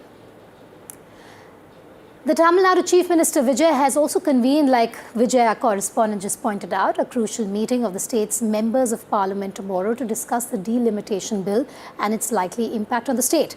The meeting will be chaired by the Chief Minister and is expected to deliberate on Tamil Nadu's concerns over the proposed exercise and evolve a common strategy on the issue. However, the opposition DMK has put a condition to attend the meeting. DMK has said they have no issue in attending the meeting over delimitation, but first Vijay should call an all-party meeting on the water dispute, the Cauvery dispute, the Mekedatu issue being in focus. DMK also said that they cannot comment or take a stand without first examining the contents of the delimitation bill.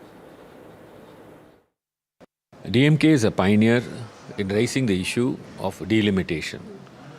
We had, when our Chief Minister, Mr. M.K. Stalin was the Chief Minister, last year, he called for a meeting. The Chief Ministers of 4 or 5 states participated in that meet, and all of them decided that we should oppose any action of the government to, conduct delimitation on the basis of the population. The union government has to bring a bill to freeze the population. So therefore, that is what Mr. M.K. Stalin said. You freeze the population, and whatever existing thing, we can go ahead. So when we are the pioneer in that, we know, our leader knows what to do. So our leader has to decide about this meeting which Mr. Vijay has convened tomorrow. सरकार की तरफ से ये भी खबर आ रही है कि उन्होंने डीएमके और समाजवादी पार्टी से बात करने की भी कोशिश की है, जिसमें डीएमके ने ये कहा है कि उनके स्टेट के इंटरेस्ट को देखते हुए वो अपना फैसला डिलिमिटेशन पे लेंगे। तो आपको लगता है कि डिलिमिटेशन पे डीएमके उनके साथ जा सकता है या आपके साथ खड़ा रहेगा? देखिए, डीएमके को मुझे नहीं लगता कि ये फैसला, चूँकि जो डिलिमिटेशन करना चाहते हैं, जिस तरह से इन्होंने आसाम में बर्बाद किया, ये इस तरह से करना चाहते हैं कि हिंदी भाषी और गैर हिंदी भाषी पूरा डिवीज़न हो जाए और ये लोग देश के अंदर, क्योंकि ये देश विरोधी हो जाएगा, देश के अंदर एक अलगाव की भावना पैदा होगी निश्चित रूप से। ये चाहते हैं कि हिंदी आर्टलैंड के माध्यम से सरकार चलती रहे, बाकी किसी की ज़रूरत ही ना पड़े। Moving on, amid scare on a Batik air flight from Kuala Lumpur to Kochi after passenger allegedly tried to open the emergency exit during the flight's final approach has created concern. It was a nightmare for those on board. The 34-year-old passenger was seated next to the emergency exit and he struck the exit window and then threatened the crew and fellow passengers who tried to stop him. Passengers and crew managed to restrain him and then the flight landed safely in Kochi.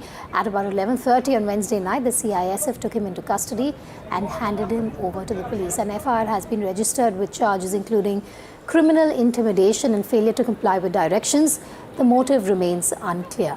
I have my colleague Ashwin joining me live. Ashwin, why did this passenger attempt to open the emergency exit, putting so many lives at stake? Vedika, this incident happened on August 5th between 9:30 p.m. and 11:30 p.m. when the flight was about to land in Kochi, which had taken Batik Air OD 231 flight, which had taken off from Kuala Lumpur. Now, this person, 34-year-old Jamshid, a native of Palakkad, allegedly tried to open the emergency exit. Now, what we know from some of the reported credible sources is that the person said he wants to end his life, and along with that, he didn't think about others. So certainly, it's an unruly behavior is what has been stated, but there is more to it. It's what certainly looks like. This person has been detained right now. FIR has been registered in the Nedbasheri police station. In fact, the content of the FIR has been filed under 3 different sections. One is 351 bracket 3 as well as police 118A. But severe charges have not been charged against him, including section 327 of the BNS Act, because the FIR clearly states that this person has destroyed the part of the aircraft, which is the part of the emergency door has been destroyed. But to that effect, the entire FIR has not slapped these full charges. But right now, questioning is going on. He has been taken into custody. What we know, Vedika, from some of our sources is that the Central Intelligence is also picking up the background of this person in question. The Batik Airlines, meanwhile, has so far not given an official statement on this so far, but the investigation is going on, where it needs to be seen whether most charges will be slapped against the accused in this case, who's a 34-year-old from Palakkad. Quite the nightmare there for the passengers who were on board. Ashwin, as always, thank you for joining us live. In news just coming in from the state of Maharashtra, political strategist Prashant Kishore has met with NCP leader Sunitra Pawar after the recent by-poll victory in the state of Bihar, and that has sparked chatter within the ruling Mahayuti alliance, with the BJP appearing uneasy over the development. Reacting to the meeting, Maharashtra's BJP chief and revenue minister has said Sunitra Pawar has the authority to take decisions for her party, but cautioned that no move should create suspicion or mistrust among alliance partners. I have my colleague joining me live on the story here on Breaking Ground. Abhishek, just coming to you on this. First, I want to understand from you what transpired in that meeting. What are your sources telling you? What happened in the meeting? See, definitely, we will have to understand this is not the first meeting, because earlier also Prashant Kishore met Parth Pawar, and later Parth Pawar had posted on social media that it was a courtesy meet and we are good friends, and a good discussion took place. But yesterday, the crucial meeting took place for around more than 5.5 hours at Devgiri, the residence of Deputy Chief Minister of Maharashtra Sunitra Pawar, and other leaders were also present. And definitely that has not gone down well with the BJP, what we understand from the sources, and clearly we can understand from the statement coming out by Revenue Minister Chandrasekhar Bawankule, who has said that caution should be taken, by NCP and they should not take any of the decision in this line. A warning can be understood by that, but what we understand from the sources is a major rejig, a plan for NCP, how to expand the outreach. Definitely we have seen ups and downs, internal conflicts and several other things happening within the party, and there is a friction between the alliance partner BJP and Shiv Sena when it comes to the Mahayuti, NCP as a key party. And more importantly, we have to understand till now, after the demise of Ajit Pawar, we know that the finance department was taken over by the Chief Minister in order to address the budget session and to give out the budget. But after that, till now, it's been more than 6 months, NCP is not able to get it back, though we had heard statements from their leaders that we still stake claim on that portfolio, but no positive result had turned out. So definitely a good amount of discussion has taken place, how Sunitra Pawar should reach out to the mass across Maharashtra, several rejigs in the party, and that is something that has not gone down clearly well when it comes to BJP as an ally partner of NCP, when NCP is having direct discussion with Prashant Kishore, who has recently won the bypoll against the BJP and at the same time is continuously criticizing Prime Minister Narendra Modi and Amit Shah. So definitely these are the concerns being raised and a warning by the Minister Chandrasekaran Bawankula, and we have to see how it will pan out in future. And the BJP, they're not making any bones about it, Abhishek, with that comment coming in from the State Minister. But this also comes at a time, and I want to talk to you about the significance of this meeting. You said it's a 5.5-hour meeting that took place yesterday at the residence of Sunitra Pawar. I want to understand from you the significance of it, given the internal rivalry, the voices emerging from Sunitra Pawar's party as well, given her leadership. Definitely, we know time and again allegations are being levelled, that Parth Pawar is ruling the party behind her mother, the Deputy Chief Minister Sunitra Pawar, and definitely the senior leadership time and again have expressed concern, whether it is Sunil Tatkare or Praful Patel, over how things are moving, and most importantly the notice that has come from the Election Commission of India about the election of Sunitra Pawar as the national president, yes, the change in the party constitution. There were several questions being raised by the Election Commission. So, in this where the party is struggling or, challenges facing ahead, recently the comment made by the Congress of Gungi Gudia, the entire image makeover of the Sunitra Pawar is something that is being silently being planned yesterday. Abhishek, if you can hold on for a moment, because I have Mr. Patil from the Congress also joining me on the phone line. Mr. Patil, the BJP is very worried about this meeting between Prashant Kishore and Sunitra Pawar. What is your reaction from the Congress party on them saying that go ahead and meet, but remember the protocols when it comes to coalitions? BJP is actually ruling everything, and the alliance partner doesn't have much more to say about anything.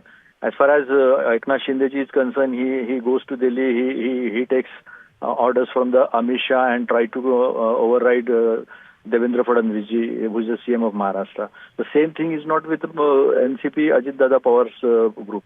As far as their internal rivalries are concerned, Praful Patelji and Sunil Tatkarji, they want actual hold over the party, and they are not getting it only because other people who are the followers of Ajit Pawar wanted this party to be remain with Sunetraji Pawar and Parth Pawar. So there are certain ruptures within the party which has which has surfaced by the letter given by Praful Patel and Sunil Tatkarji to Election Commission, and now Election Commission has also given letter to the objected to the selection of Sunitra Pawar as the national president. So I think there is a problem within the alliances. Now Ajit Pawar Group, Sunitra Pawarji wanted finance portfolio back to the Ajit Pawar's NCP, and BJP is not ready to give that. So there are things which are literally interrupting the regular governance of this government, and people are suffering. All right, thank you for joining me on the phone line there. That's the latest that we have for you. BJP cautioning the Ajit Pawar faction of the NCP there while there was a 5.5-hour meeting between Prashant Kishore and Sunitra Pawar.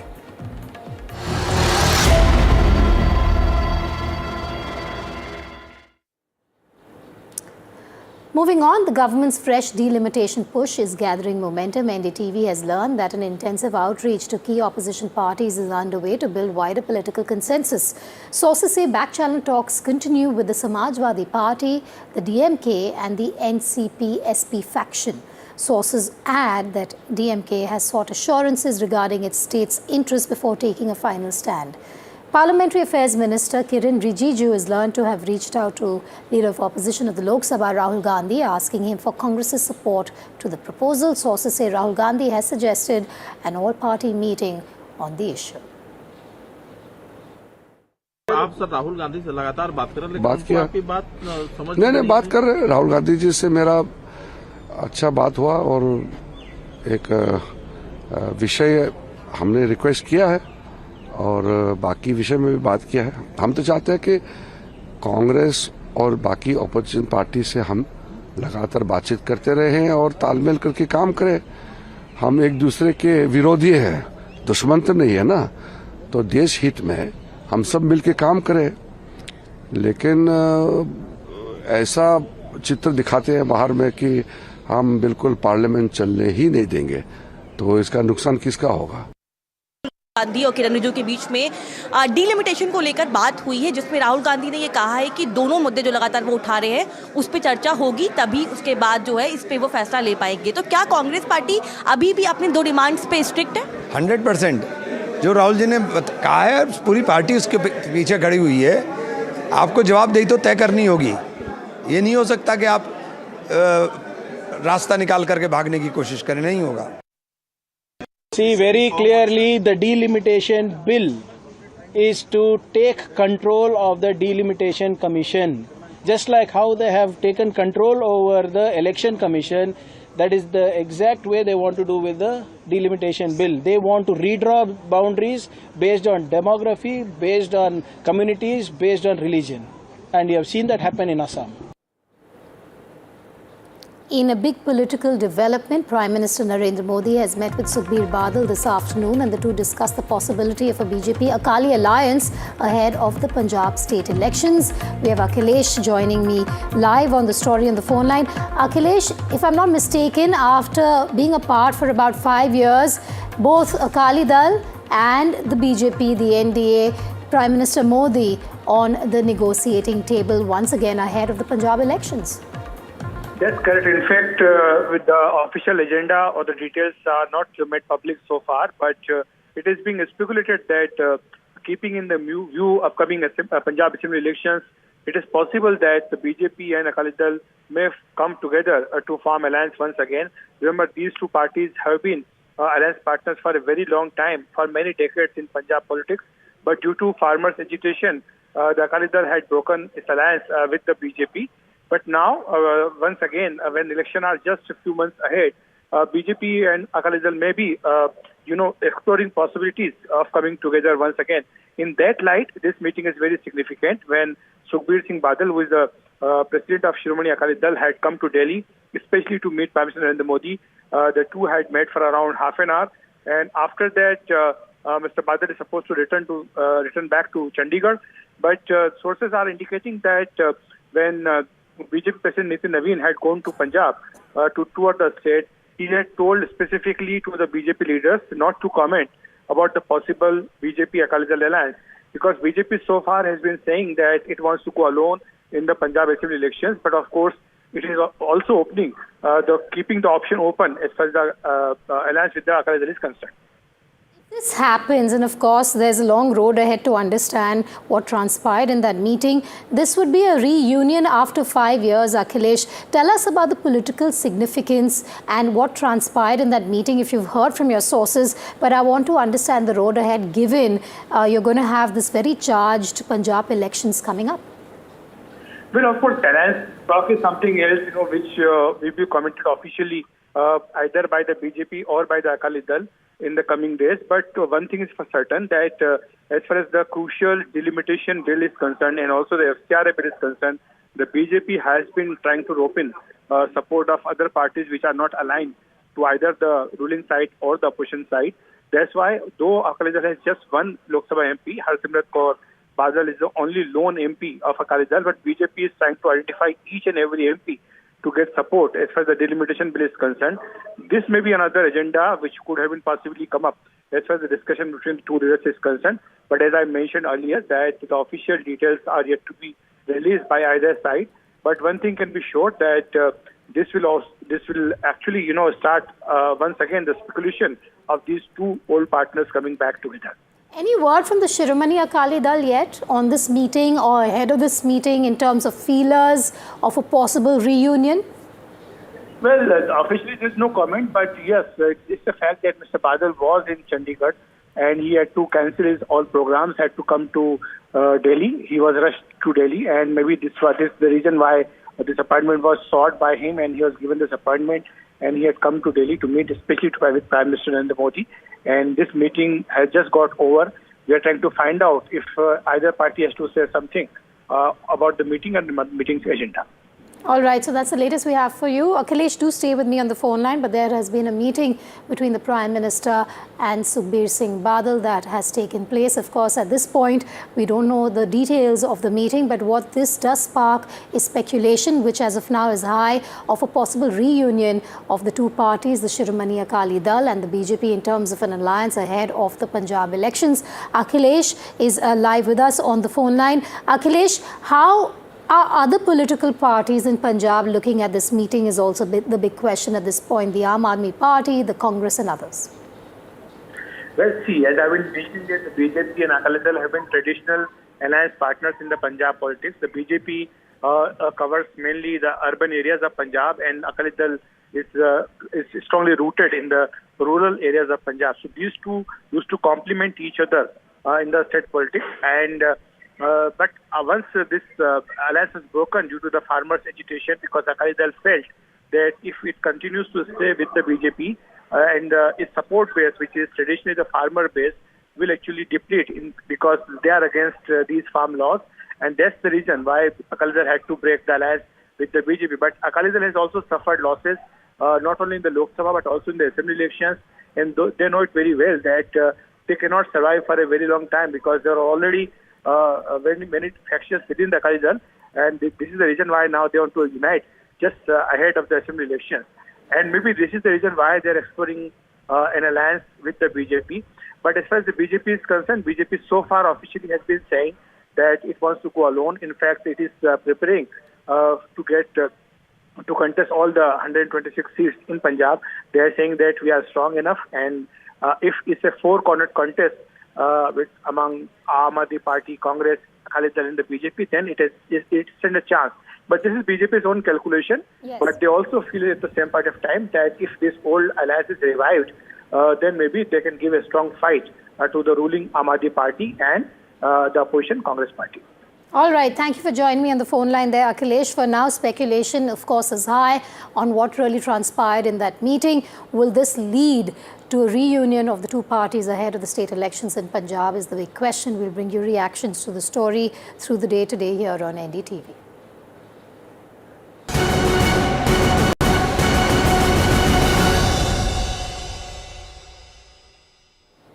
The government's engagement with Meta has entered its third day, with discussions now focusing on content moderation and platform policy. Senior officials from the Ministry of Electronics and Information Technology, including the METI Secretary and the ministry's technical team, held talks with Meta's technical experts.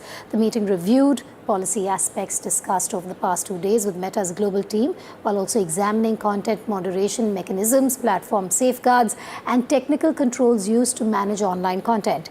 New directives reportedly included a 3-hour takedown deadline for removing CSAM, which is related to child sexual abuse, and deep fakes and AI-generated fake content, as opposed to the earlier deadline of 24 to 36 hours. So let's just tell you more about this meeting. The government and Meta have held Round 3 of talks as discussions over online safety, platform accountability and content moderation continue. Sources say the meeting was led by MeitY Secretary with technical teams from both sides engaging in detailed consultations. Government officials reviewed Meta's content moderation systems, platform governance mechanisms and online safety policies. The focus remains on how digital platforms can strengthen compliance with Indian laws while improving transparency and accountability. The ongoing dialogue is part of a broader government push to examine the functioning of major social media platforms with moderation frameworks and user safety remaining key areas of scrutiny. News just coming in. Home Minister Amit Shah has met with the Lok Sabha Speaker Om Birla amid the parliamentary deadlock that has taken place over the last 3 weeks. Now you have the Home Minister meeting with Om Birla. Aishwarya joining me live on the story. Aishwarya, the details on this meeting, given that you have opposition MPs demanding that Amit Shah be present in Parliament, because of which the logjam in both houses of Parliament continues. Well, the government has made it clear that Home Minister Amit Shah will either intervene or reply on the FCRA bill whenever it comes to the Parliament. And there is no running away. Home Minister is very much in the Parliament, and he is working towards the service of this nation. It's something that Parliamentary Affairs Minister Kiran Rijiju also stated. Meanwhile, the entire protest that is revolving around the opposition parties demanding the statement from Home Minister Amit Shah or his presence in the House. Soon after that, when today both the houses got adjourned, it is Home Minister Amit Shah who also is now meeting Lok Sabha Speaker Om Birla, reflecting the views of him that he will certainly attend the Parliament, and the deadlock must end between the government and the opposition so that smooth functioning can take place. But now remember, it's the third week of the monsoon session that has ended, but as the government stated that there are many legislative bills which have been passed, but in disruption, in the chaos, no such discussions have taken place or debates have taken place in both the houses, but the bills are getting passed, but they want a smoother functioning as far as the FCRA bill that has been proposed to get in for next week. Aishwarya, thanks for joining me live there. All eyes will be on Monday as well, when we're expecting the FCRA bill to be tabled by the Home Minister. Now, Prime Minister Narendra Modi held a meeting with newly elected NDA MPs this morning, where he outlined his expectations from alliance lawmakers, addressing around 45 MPs from alliance partners. Prime Minister Modi urged them to actively participate in parliamentary debates and study the history of Parliament to strengthen their interventions. He encouraged MPs to use parliamentary records and historical material to prepare for their debates and asked them to work towards the development of their constituencies and states, stressing that the country's progress depends on the progress of its states. It was a very fruitful discussion, and we were very happy, and it was an honor actually. It was a very, very big honor that he has invited us, and the few moments what we spent together, that will be ever memorable for me. जिंदगी में बहुत कुछ आते हैं जाते हैं, सब कुछ होता रहता है, पर आज का सुबह का जो ब्रेकफास्ट के लिए हम लोग को इनवाइट मिला था हमारे ऑनरेबल पीएम से, और उनसे बात किए, और उनका जो राय है, उनका जो देखने का अंदाज है देश के ऊपर, और जैसे वो काम कर रहे हैं सबके लिए, सभी लोगों के लिए, बच्चों से बुजुर्ग तक सबके लिए सोच के जैसे हमारे पीएम काम कर रहे हैं, उनके साथ 2 मिनट वक्त गुजारना हमारे लिए बहुत बहुत भाग्यशाली की बात है।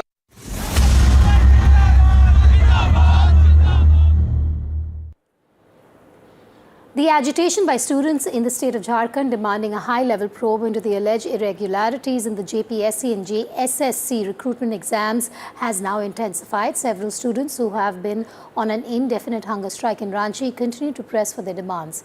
The Ranchi SDM met the protesting students at the demonstration site. The students have submitted the names of the participants for talks with the government. Amid the ongoing protests, Rahul Gandhi also reached out to the students over the phone. Rahul Gandhi held almost a 10-minute conversation with the protesters. The BJP has launched a sharp attack on the leader of opposition of the Lok Sabha. The BJP alleged that Rahul Gandhi remained silent when the students were protesting and only reached out after the issue gained national attention. All eyes now on when the state government reaches out to the protesting students and the delegation that they have formed for the talks. जो माध्यम है वो माध्यम हमने बता रखा है और बात करने के लिए भी हम लोग तैयार हैं। सरकार हर छात्रों का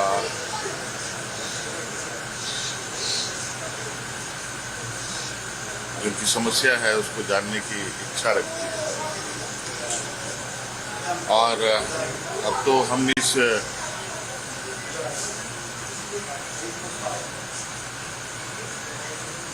जो छात्रों की इच्छा है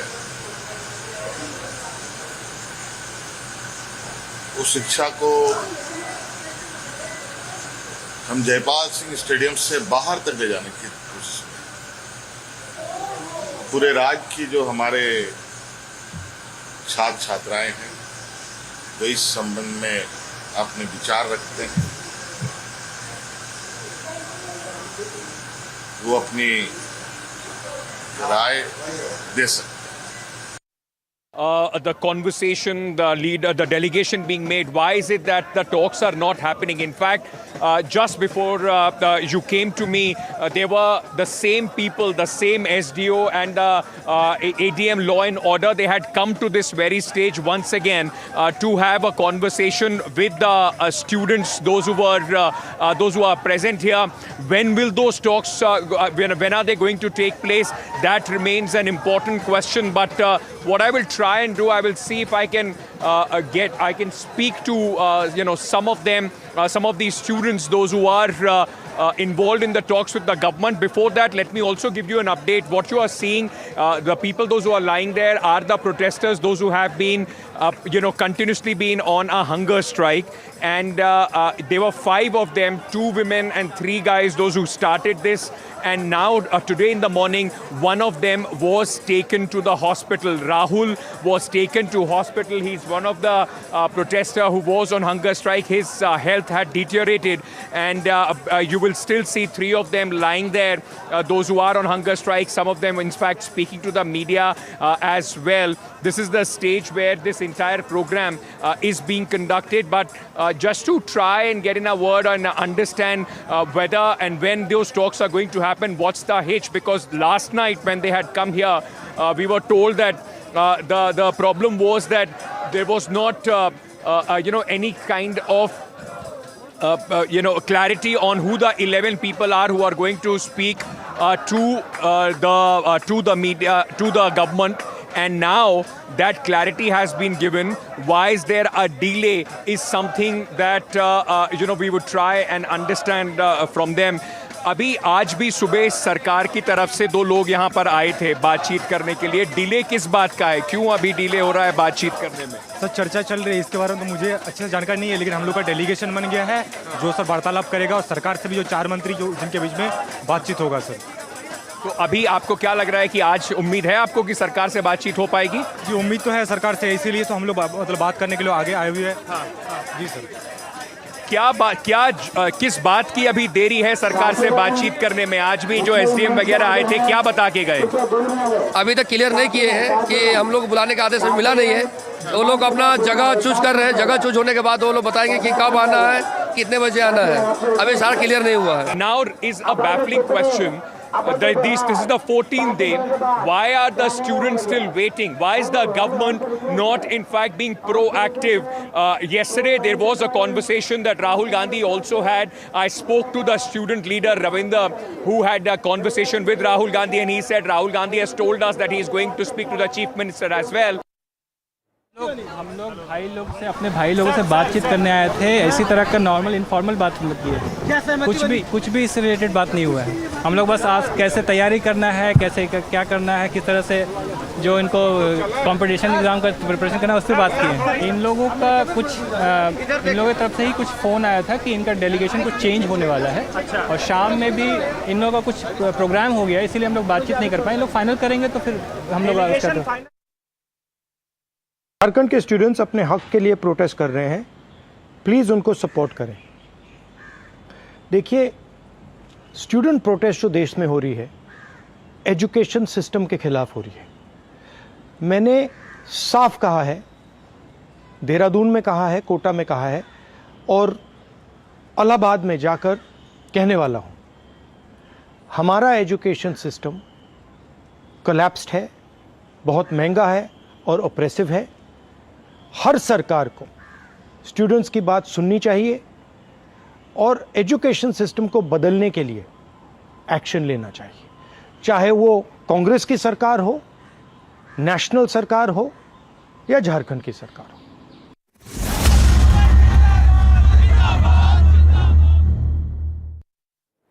NDTV has accessed the CBI's 94-page charge sheet in the NEET UG 2026 paper leak case, and it levels explosive allegations against 3 NTA subject experts.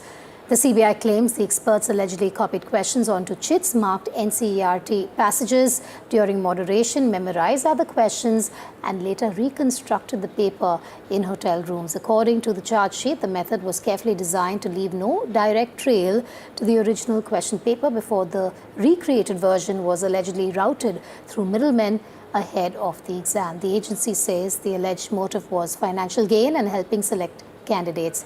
These are allegations made in the CBI charge sheet and are yet to be tested in court.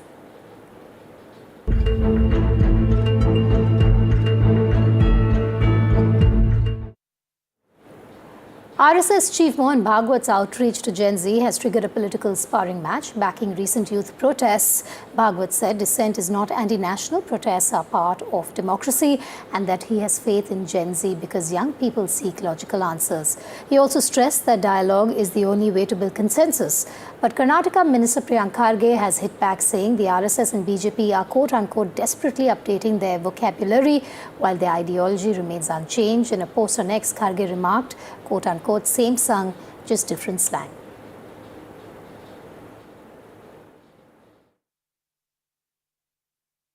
Today I learned the expression from you of what I am saying like this. बस आप करिए साथ में करते clock it need a certificate from Mohan Bhagwat ji. They don't need a certificate from Mohan Bhagwat ji. Gen Z जो है हमारे देश की ताकत है और हमारे देश की एक तरह से बहुत बड़ी धरोहर है, और हमारे जो युवा बच्चे हैं उनको भी जो है मोहन भागवत जी के जो हमारे लिए परम आदरणीय है, और उनकी जो विजडम कह लीजिए और उनके जो अनुभव कह लीजिए, और उनको हमें भी बहुत बार सुनने का मौका मिला है। हमें बहुत खुशी है कि देश के युवा जो है वो हमारे साथ जो है हमारी जो संस्कृति की जो पहचान है, हमारे लिए ये भी हमारी संस्कृति का एम्बेसडर बन के उभर रहे हैं, तो उसके लिए बहुत ही खुशी की बात है। देखिए, मोहन भागवत जी को भाजपा को सीधा संदेश देना चाहिए। ये कोई इनडायरेक्टली मैसेज भेजना वगैरह ये सही नहीं है। एक आरएसएस एक बहुत बड़ी संगठन है और आरएसएस के आदेशों पे सरकार चलती है, तो सरकार को और विशेषकर अमित शाह जी को, भागवत जी को चाहिए कि सीधा उनको बताएं, संदेश नहीं दें, बताएं कि आप युवाओं से बातचीत करिए, उनकी बात सुनिए, और अमित शाह जी को बताइए कि आप पार्लियामेंट में चाहिए सामना करिए, और अगर कुछ गलती हो तो स्वीकार करिए। If we have any sincerity to the Gen Z, let him ask to the Home Minister of India to resign. Otherwise, at least to come to the Parliament and apologize to the students and to the Prime Minister also. RSS is controlling the government. If he have any sincerity towards the students, he has to condemn them. The atrocities happened against the students. Pellet gun, lathi charge. And the students is asking for that only. Why keeping mum on that? But these are all completely eye-washing. मुझे जो लगता है मोहन भागवत का जो कल का जो statement था, जो सबसे इम्पोर्टेंट स्टेटमेंट था, वो ये था कि जेनजी को एंटी नेशनल्स मत कहो, प्रोटेस्ट करना उनका अधिकार है और जेन्युइन इश्यूज़ है। तो उन्होंने जो ये चीज़ कही है मैं पूरी तरह अग्री करता हूँ। मैं चाहता हूँ कि मोहन भागवत, क्योंकि वो बीजेपी के एक तरीके से मेंटर है, नरेंद्र मोदी जी के भी गॉडफादर है, तो एक बार वो सेम चीज़ बीजेपी वालों को बता दे, नरेंद्र मोदी जी को बता दे कि ये जो स्टूडेंट्स है, यूथ है, उनको एंटी नेशनल्स ना कहा है, क्योंकि ये लोग तो सारे बीजेपी वाले लोग एंटी नेशनल कह रहे।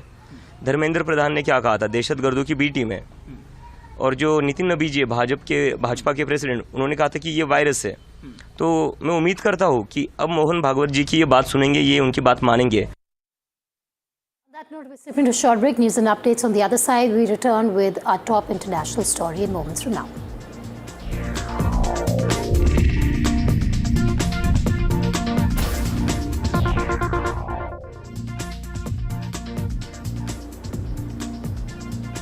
government meta engagement.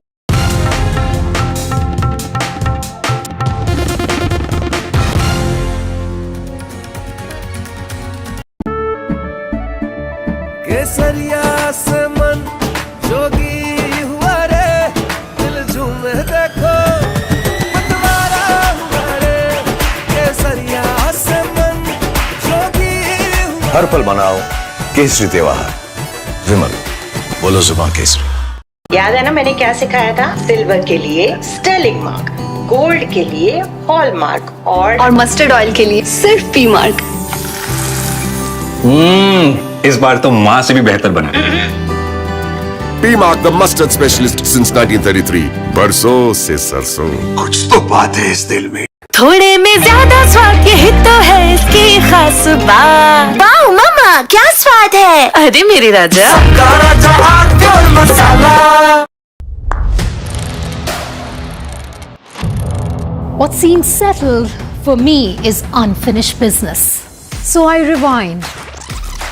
I pause, I reflect, I dig, until what's buried stands up to be counted. Breaking ground, not just headlines, the meaning behind them. This is Breaking Ground with me, Vedika Sood.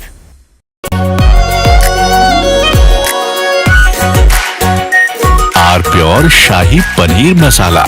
Delicious, healthy, every day.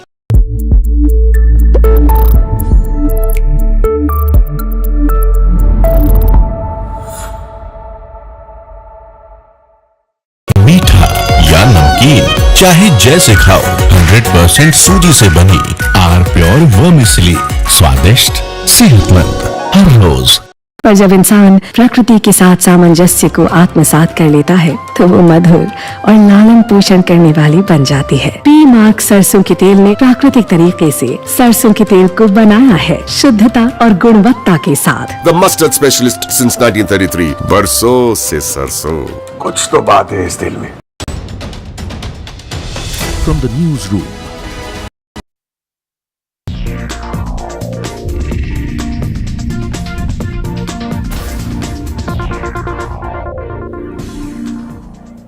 Former Bangladesh Prime Minister Sheikh Hasina has broken her silence in a high-profile virtual interview, declaring that she intends to return to Bangladesh despite the possibility of imprisonment or even death. Her remarks have now triggered a sharp political and diplomatic reaction, with Bangladesh condemning the event, while India has clarified it had no role in organizing that interaction. Former Bangladesh PM Sheikh Hasina's first virtual interaction since her August 2024 ouster has sparked massive diplomatic waves. Speaking to NDTV's Aditya Raj call, Hasina made it clear she plans to return despite facing the death penalty at home. You had given us an interview where you first revealed that you will be going back to your homeland in December this year. But I also want to communicate. Your son just said that there's no communication happening with the government. But would you want some kind of a back channel with the government before you revisit and return to your homeland? Or would you want some kind of a mediation to happen from any neutral party or any neutral country?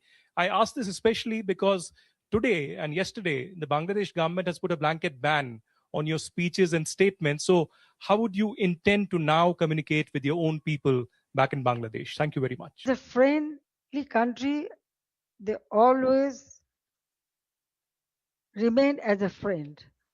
But I want to go back to my own country. So I believe that I should go. I'm going for my people. It is not the matter of government. I may be sent to prison. They may try to enforce verdicts issued in fabricated cases. Hasina stated she was never ready to leave the country, adding that her primary focus remains returning to her people regardless of who's in power. The backlash in Dhaka was immediate. Petrol bomb targeted the home of cricketer Shakib Ali Hassan hours after he joined her virtual event. In a sharply worded press release, the Bangladesh's Ministry of Foreign Affairs expressed absolute outrage over the event. It explicitly labelled Hasina as an absconding convicted genocider and a convicted mass murderer who launched venomous vitriol against the state of Bangladesh. New Delhi has earlier distanced itself from the controversy. The interaction that you are referring to is being organized by a private media entity. The government has no involvement whatsoever in it. Neither does it endorse any views that may be expressed at the forum. The high-stakes row comes at a highly sensitive time. India has invited Bangladesh Prime Minister Tariq Rahman to New Delhi for the upcoming BRICS summit later this month. Amid the diplomatic friction, Hasina's son Sajid Wajid Joy issued a stark warning to the region.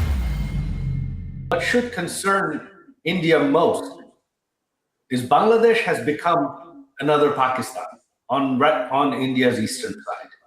You have another Pakistan today on your eastern front.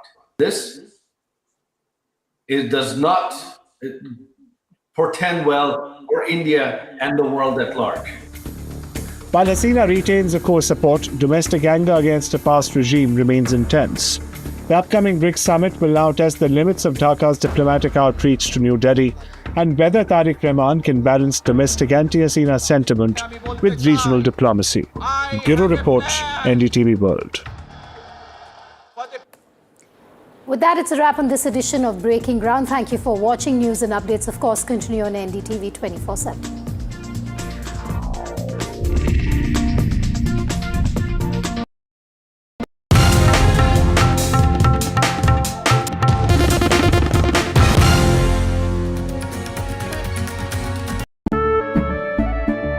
केसरिया से मन जोगी हुआ रे दिल झूमे देखो मतवारा हुआ रे केसरिया से मन जोगी हुआ हर पल मनाओ केसरी त्योहार।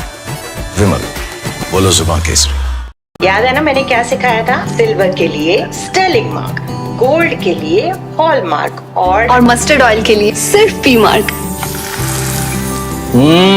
इस बार तो माँ से भी बेहतर बना। P-Mark, the mustard specialist since 1933. बरसों से सरसों। कुछ तो बात है इस दिल में। थोड़े में ज्यादा स्वाद, यही तो है इसकी खास बात। वाओ मामा, क्या स्वाद है? अरे मेरे राजा, मसाला। What seems settled for me is unfinished business. So I rewind. I pause, I reflect, I dig, until what's buried stands up to be counted. Breaking ground, not just headlines, the meaning behind them. This is Breaking Ground with me, Vedika Sood.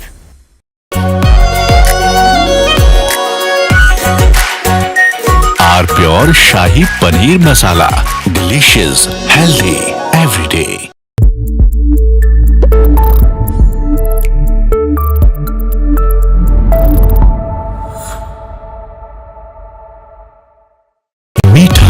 नमकीन चाहे जैसे खाओ, 100% सूजी से बनी are pure vermicelli, स्वादिष्ट, सेहतमंद हर रोज। पर जब इंसान प्रकृति के साथ सामंजस्य को आत्मसात कर लेता है तो वो मधुर और लालन पोषण करने वाली बन जाती है। P-Mark सरसों के तेल ने प्राकृतिक तरीके से सरसों के तेल को बनाया है शुद्धता और गुणवत्ता के साथ। The mustard specialist since 1933. बरसों से सरसों। कुछ तो बात है इस दिल में। From the newsroom to the studio to the thick of political action. Now watching NDTV 24/7, the hope is that beyond this election, this will be one of the major issues. With multiple challengers in the fray, the TMC also has done a bit of rejig. Remember, this is also a district that has been plagued by communal violence. Come to some of the sabhas that the BJP is also organizing, especially in the villages of West Bengal. When stories have impact. Fatmata Joshi, managing editor and primetime anchor.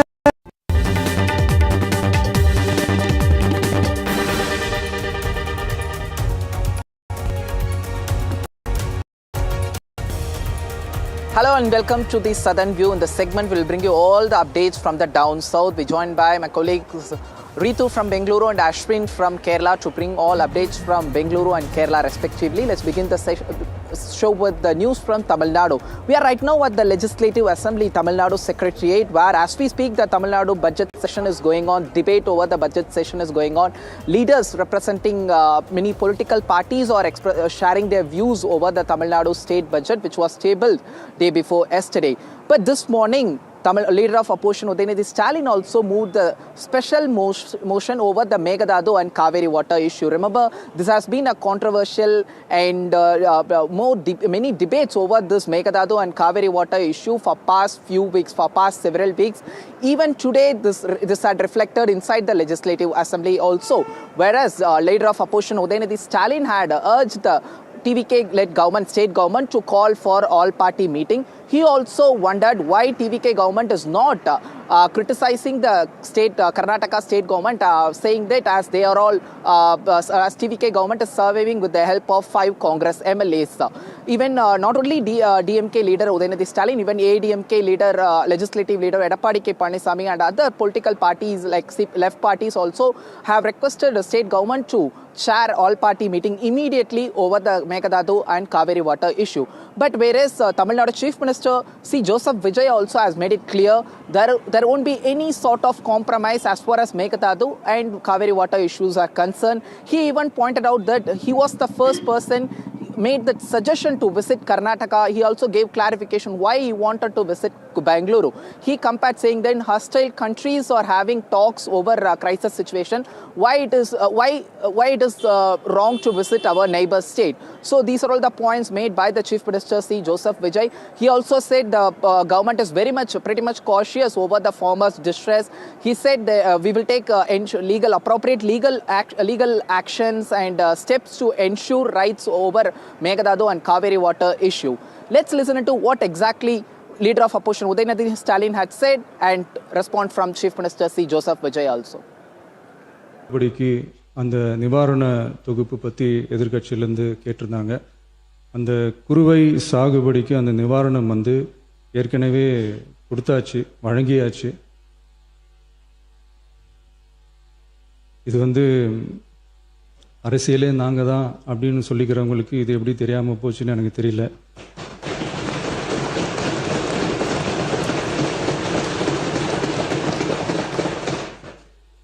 முன்ன பின்ன paper படிச்சிருந்தா நாட்டில் என்ன நடக்குதுன்னு தெரிஞ்சிருக்கும். நாடுகளை பேசி தீர்க்க பார்க்குறாங்க.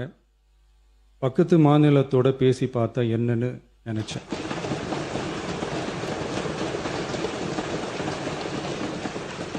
அதனால தான் அப்படி ஒரு அட்டெம்ப்ட் எடுக்க நான் ட்ரை பண்ணோம். ஒருவேளை அந்த அட்டெம்ப்டில் ஒரு அவமானம் நேர்ந்தால் என்ன செய்யன்னு சில பேர் கேட்டாங்க. அப்படி நடந்தால் தமிழ்நாட்டு மக்களுக்காக அதையும் தாங்க தயாராக தான் இருக்கேன்.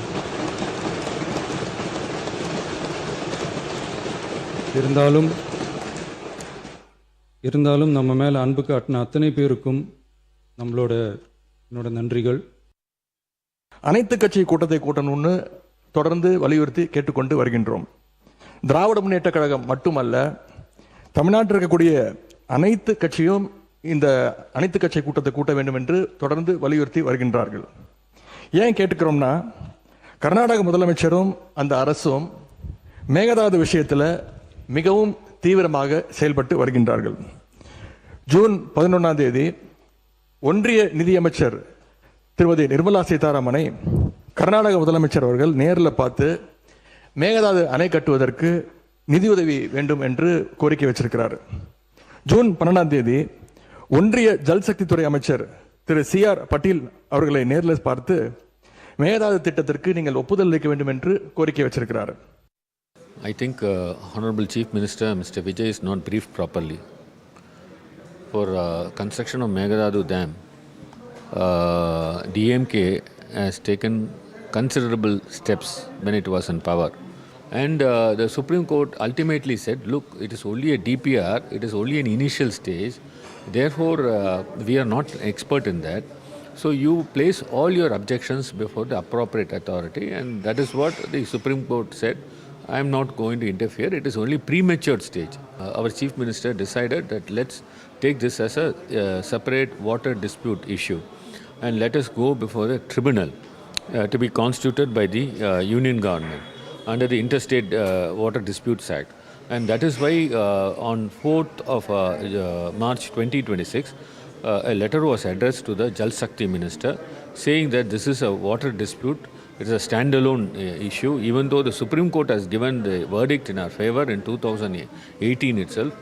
So this amounts to interdicting with the judgment of Supreme Court. So you constitute a tribunal. Both DMK and TVK are partners in crime. It is no big difference. When JDS was in power at the mercy of Congress in Karnataka way back in 2019, DMK didn't do anything as a leader of opposition. And while they were in power for the last 5 years, when they were a part of India Ally, DMK didn't do anything. Despite repeated claim by Mr. Shivakumar that 9,000 crores has been earmarked, we are going to go ahead with construction. NK Stalin was the chief minister. He didn't even condemn. Now the new incumbent, Mr. Vijay, he doesn't know the ABCD and the history of this, and he says that I don't want to pay petty politics around this.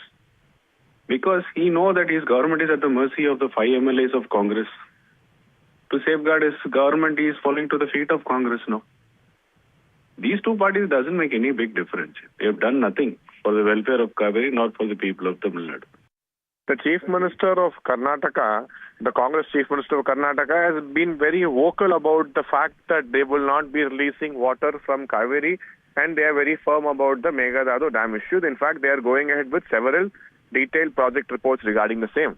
But unfortunately, the state which is getting affected by this, the Tamil Nadu Chief Minister, seems to be completely mum about it. He has not made one statement nor given any assurance to the farmers of the state, to the people of Tamil Nadu, that the government stands firm in the fact that they will not allow this to happen. But the reassurance should be coming from the Chief Minister. An all-party meeting is a sign that all the parties have come together beyond differences they have for the sake of the people of the state, and we stand together to ensure that our rights are not being taken away. So I think it is unfair that the TVK is behaving in such a fascist manner, not listening to any other voices. So what exactly happening in Tamil Nadu as far as Mekedatu and Cauvery water issues are concerned? The controversy all started due to deficit rainfall in Karnataka. As the rainfall is less in Karnataka during southwest monsoon, the Karnataka government unable to release the required share to the Tamil Nadu. Even despite after repeated recommendation from the CWMA, Cauvery Water Authority Management Board, the Karnataka government refused to release the water. Even Karnataka chaired all-party meeting regarding the Cauvery water and the Mekedatu issue. They had made it clear they are unable to release the water, but however Karnataka CM made it clear some dams are overflowing in Karnataka, so we should release the water to the Tamil Nadu for drinking water facility. But however, in Karnataka, some outfits also have announced a protest bandh against releasing of water to the Tamil Nadu. But on the other hand, in Tamil Nadu, as far as Tamil Nadu is concerned, all the parties are opposing Mekedatu and also opposing Karnataka state government for not releasing Cauvery water to the state, to the Tamil Nadu. But there are some difference of opinion between the political parties, especially between DMK and TVK. Only after DMK moved the Supreme Court, TVK government, as a state government, they moved the Supreme Court, requesting Supreme Court to direct Karnataka government to release, to direct CWMA, to direct Karnataka government to release the water as per share which belongs to Tamil Nadu. On the other hand, earlier during the last assembly legislative session also, TVK government passed a resolution against the Mekedatu. But as far as the recent parliament session is concerned, Jal Shakti Minister MOS had made it clear the Mekedatu, as far as Mekedatu issue is concerned, there is no need for lower riparian state permission. This has sparked another controversy in the Tamil Nadu, whereas DMK comes down heavily against the TVK government, saying that TVK government is not opposing Karnataka for to survey, as the government is surveying with the help of 5 Congress MLA. The showdown continues inside the Legislative Assembly also. We have to wait for, as all parties are demanding all-party meeting, whether TVK will chair all-party meeting or not. Moving on to next story from Tamil Nadu, it's about delimitation meeting.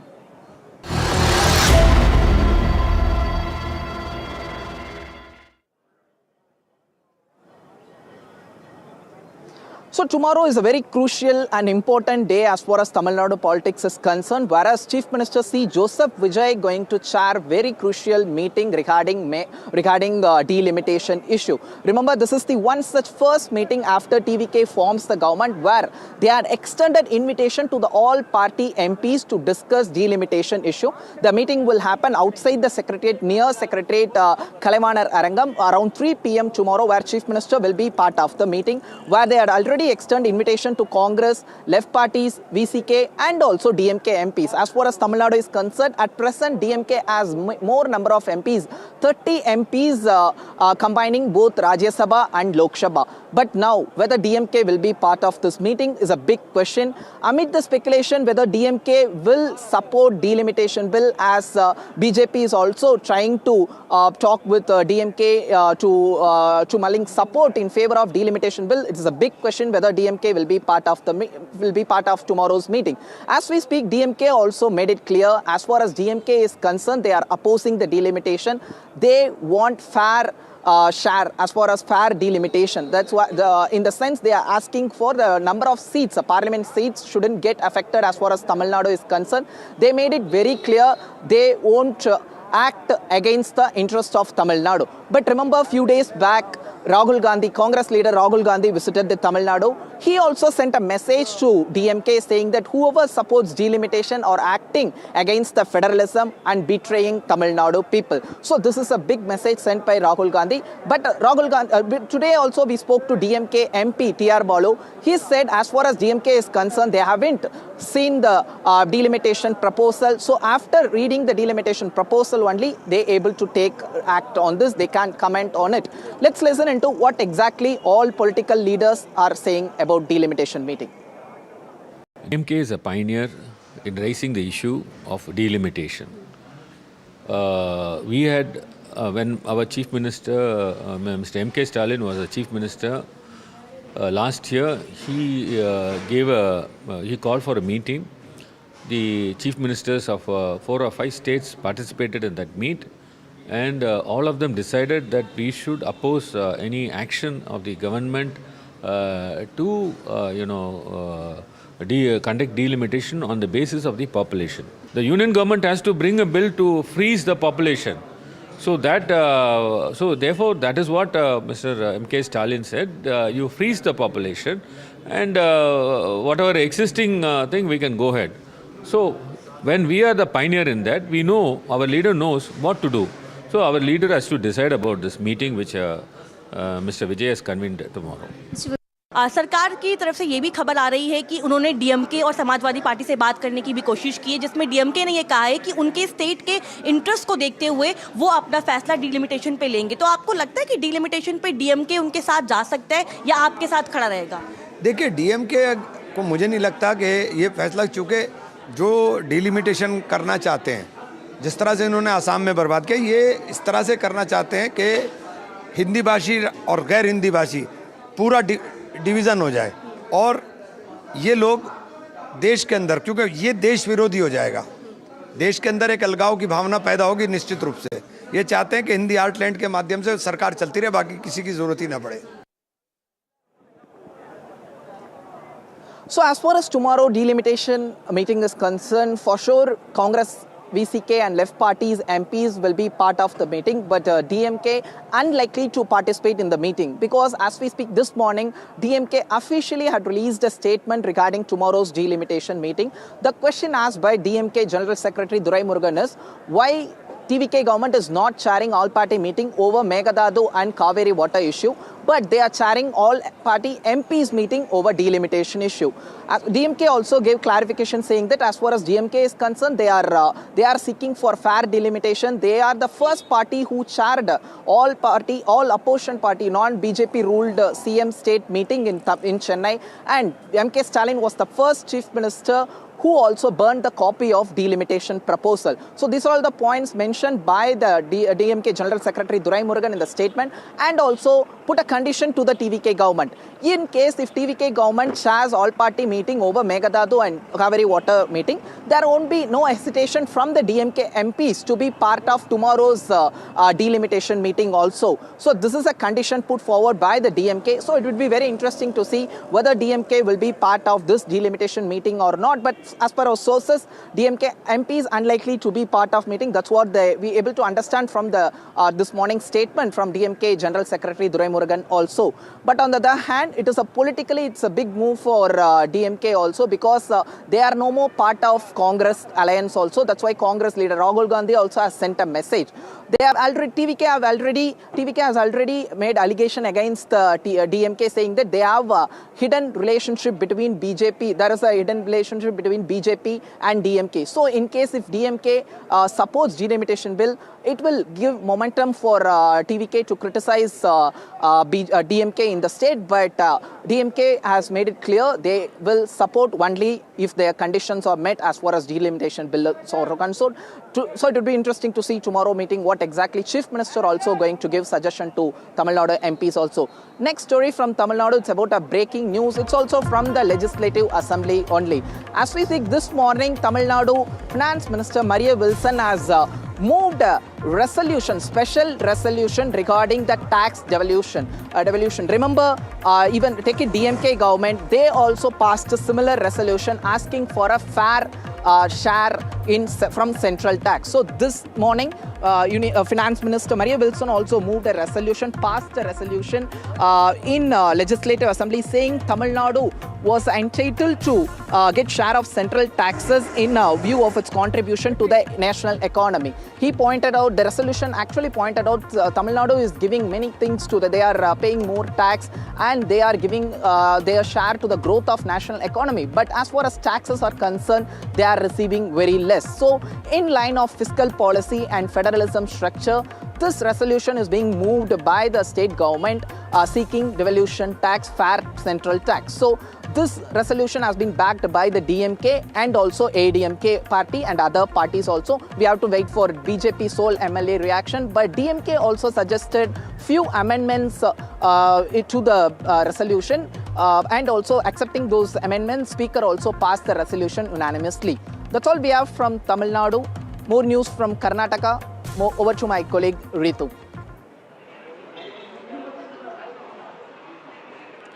Well, thanks, Vijay. Of course, there's a lot of political news that's happening in Tamil Nadu. But when we talk about Bengaluru, you see there's a very shocking incident that has come to fore. You have a 32-year-old woman here in Karnataka's Bengaluru who has come out on social media, and she is in fact accused Rapido of not supporting her financially after suffering from a life-threatening accident. In fact, on our screen is that visual of this particular victim that one can see how that there has been various, facial injuries that she has suffered. She had, in fact, also had to undergo multiple surgeries as well.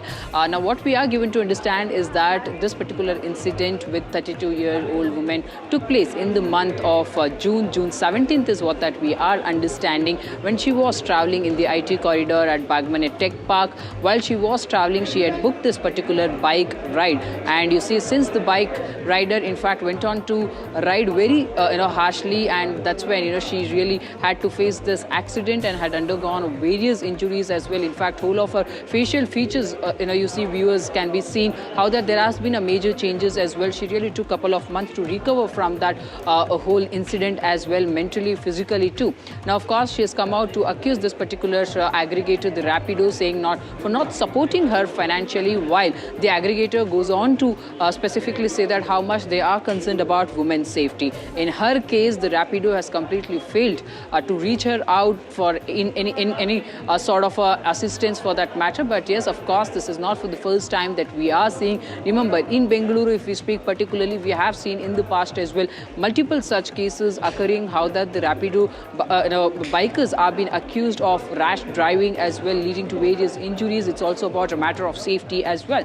Now, going forward, needs to be seen whether now at least the Rapido will really get back to this particular 32-year-old woman who has suffered various injuries and is still healing from it mentally and physically there.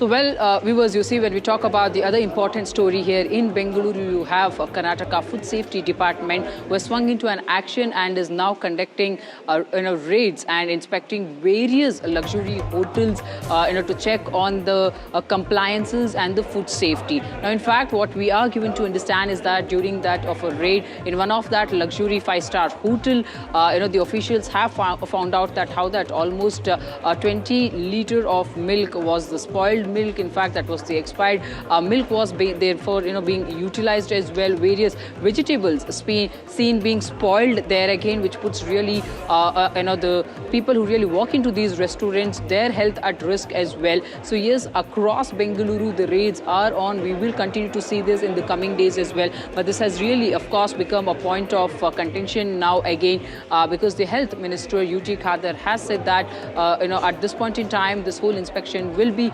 seen here in Bengaluru's luxury hotels. But there has also been a demand that in the various district hotels as well such a raid needs to be conducted, because people's health has really been taken on for granted is what that has been stated to him, even as that the health department is mulling over about that whole particular move. But of course, at this point in time, raids are being conducted. It will continue in the coming days is what we are given to understand. But let's listen into what exactly that the Health Minister UT Khadar had to say. Safety authority ನಮ್ಮ Srinivas commissioner ನೇತೃತ್ವದಲ್ಲಿ ಇವತ್ತು ಬೆಂಗಳೂರಿನ ಎಲ್ಲಾ 5-ಸ್ಟಾರ್ ಹೋಟೆಲ್ಗಳಿಗೆ ಇವತ್ತು ನಮ್ಮ ತಪಾಸಣಾ ತಂಡ ಹೋಗಿದೆ, ತಪಾಸಣೆ ನಡೀತಾ ಇದೆ. ಅದಕ್ಕೆ ಬೇಕಾದ ಮಾಹಿತಿ ನಿಮಗೆ ಫುಡ್ ಸೇಫ್ಟಿ ಅಥಾರಿಟಿ ನಮ್ಮ ಶ್ರೀನಿವಾಸ್ ಕಮಿಷನರ್ ನೇತೃತ್ವದಲ್ಲಿ ಇವತ್ತು ಬೆಂಗಳೂರಿನ ಎಲ್ಲಾ 5-ಸ್ಟಾರ್ ಹೋಟೆಲ್ಗಳಿಗೆ ಇವತ್ತು ನಮ್ಮ ತಪಾಸಣಾ ತಂಡ ಹೋಗಿದೆ, ತಪಾಸಣೆ ನಡೀತಾ ಇದೆ. ಅದಕ್ಕೆ ಬೇಕಾದ ಮಾಹಿತಿ ನಿಮಗೆ.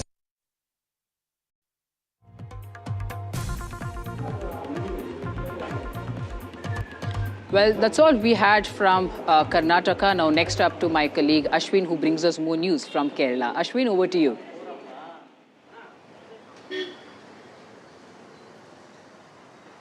Thank you, Ritu. In fact, the big story from Kerala is that the Batik airline, which took off from Kuala Lumpur on 5th of August in the evening, had a mid-air scare when one of the passengers, who was a native of Kerala from Palakkad, decided to open the emergency door and thereby led to a huge ruckus between the aircraft staff as well as many co-passengers.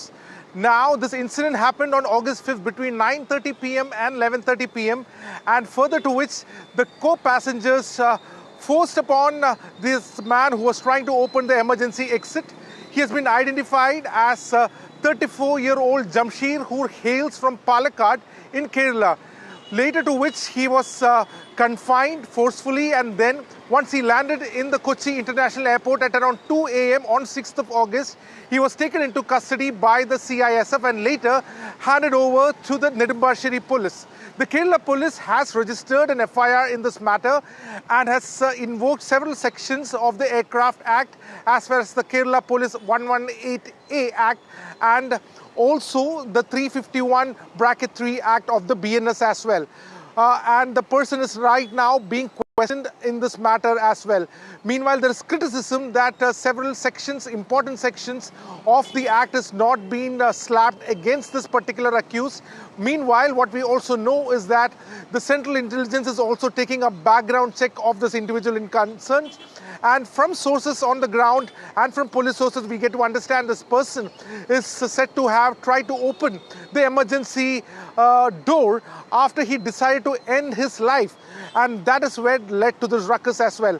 Meanwhile, the aircraft has not given an official statement in this regard so far, and we are expecting a statement from the airline in question. Meanwhile, the person is being questioned by the Nedimbashiri police and Home Minister is yet to give a final say on the matter as well. That's all we have from the state of Kerala, and that's a wrap of this edition of Southern View. I thank all my colleagues, Ritu and Vijay, for giving the latest update from their respective states. Now, back to the studio and with more stories after a short break.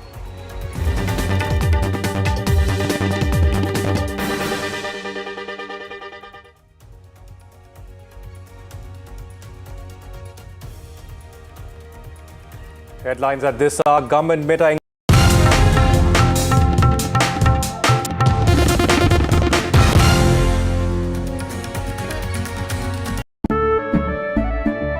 Kesariya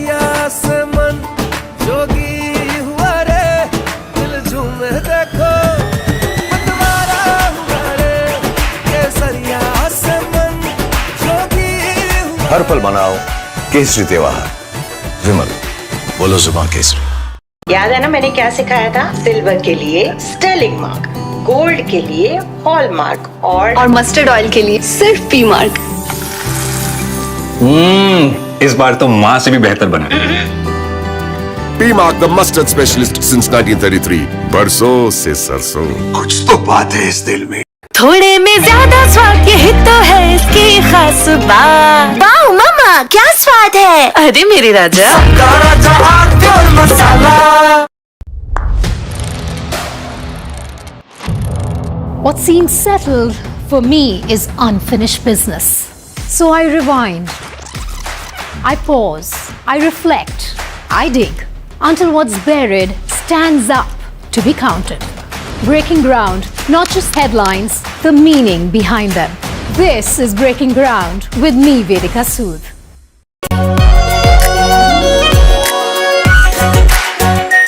are pure shahi paneer masala, delicious, healthy every day.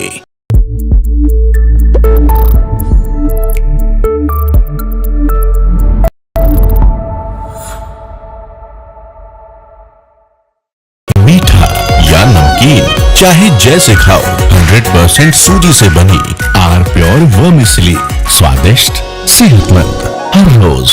पर जब इंसान प्रकृति के साथ सामंजस्य को आत्मसात कर लेता है तो वो मधुर और लालन पोषण करने वाली बन जाती है। पी मार्क सरसों के तेल ने प्राकृतिक तरीके से सरसों के तेल को बनाया है शुद्धता और गुणवत्ता के साथ। The mustard specialist since 1933. बरसों से सरसों। कुछ तो बात है इस दिल में। From the newsroom to the studio to the thick of political action. Now watching NDTV 24/7, the hope is that beyond this election, this will be one of the major issues. With multiple challenges in the fray, the TMC also has done a bit of rejigging. Remember, this is also a district that has been plagued by communal violence. Come to some of the sabhas that the BJP is also organizing, especially in the villages of West Bengal. When stories have impact, Padmaja Joshi, managing editor and primetime anchor. then news has influence. The buck stops here with Padmaja Joshi. Your work is being watched by people. You think that you're making an impact in this time. I think that's really a huge validation, very rewarding, and I'm pretty certain that Team NDTV will go from strength to strength. Celebrating excellence across journalism and innovation, NDTV steals the spotlight at the 12th BCS Ratna Awards 2025-26. Best English News Channel of the Year, NDTV 24/7. Best News App of the Year, NDTV. Best Election Coverage of the Year, West Bengal Election Coverage. Best Podcast Show of the Year, NDTV Control All Defense. Best Primetime Anchor of the Year, Syed Suhail. Best Female Anchor of the Year, Vasudha Venugopal. Best On-Ground Coverage of the Year, Operation Sindoor Coverage. NDTV, the network of impact. Straight from the heart of the newsroom to the core of the stories shaping your world. Join me, Gargi Raut, as I track all the developments as they break. Live from the NDTV newsroom, weekdays at 4 p.m. This is the show where we bring you all the hot and happenings from the world of entertainment and lifestyle. Really? Fashion that made you gag. Films that made you fangirl. Art that made it to the gram, and trends that kept us with the program. Let's get it. Hello and welcome to a brand new show. I am your host Mayank Chaudhary and this is Limelight. The front lines of Kargil. The fury of Operation Sindoor. So many attacks. The chaos and cries of disaster zones to fighter jet cockpits and the world's most defining.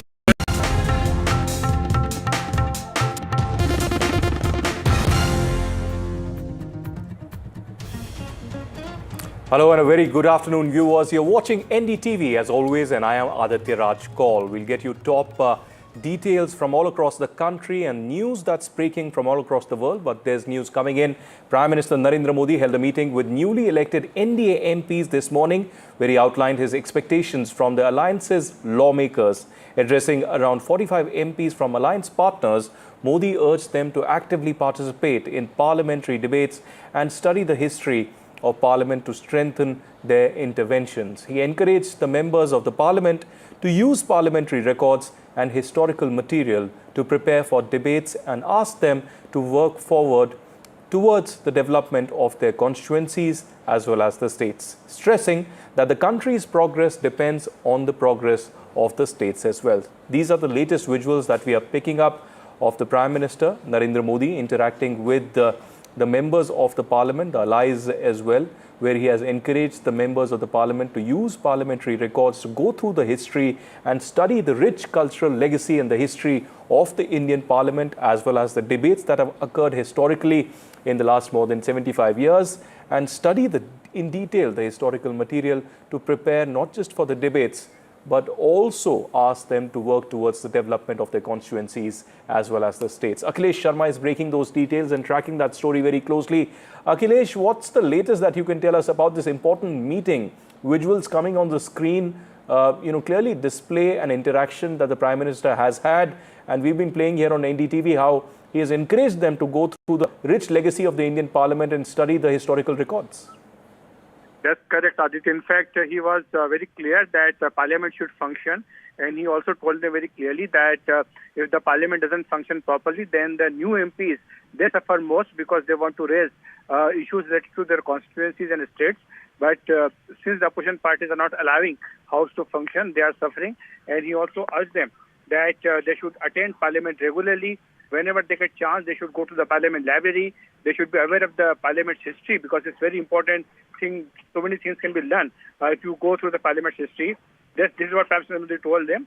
And he also told them that they have to strengthen the NDA because NDA is actually working for the development of the country, and they have to raise issues that to the state. This is what Prime Minister Modi told them. He also told them that the number doesn't matter. It doesn't matter that if any alliance partner has just one MP or 5 MPs or 2 MPs or 20 MPs. Every alliance partner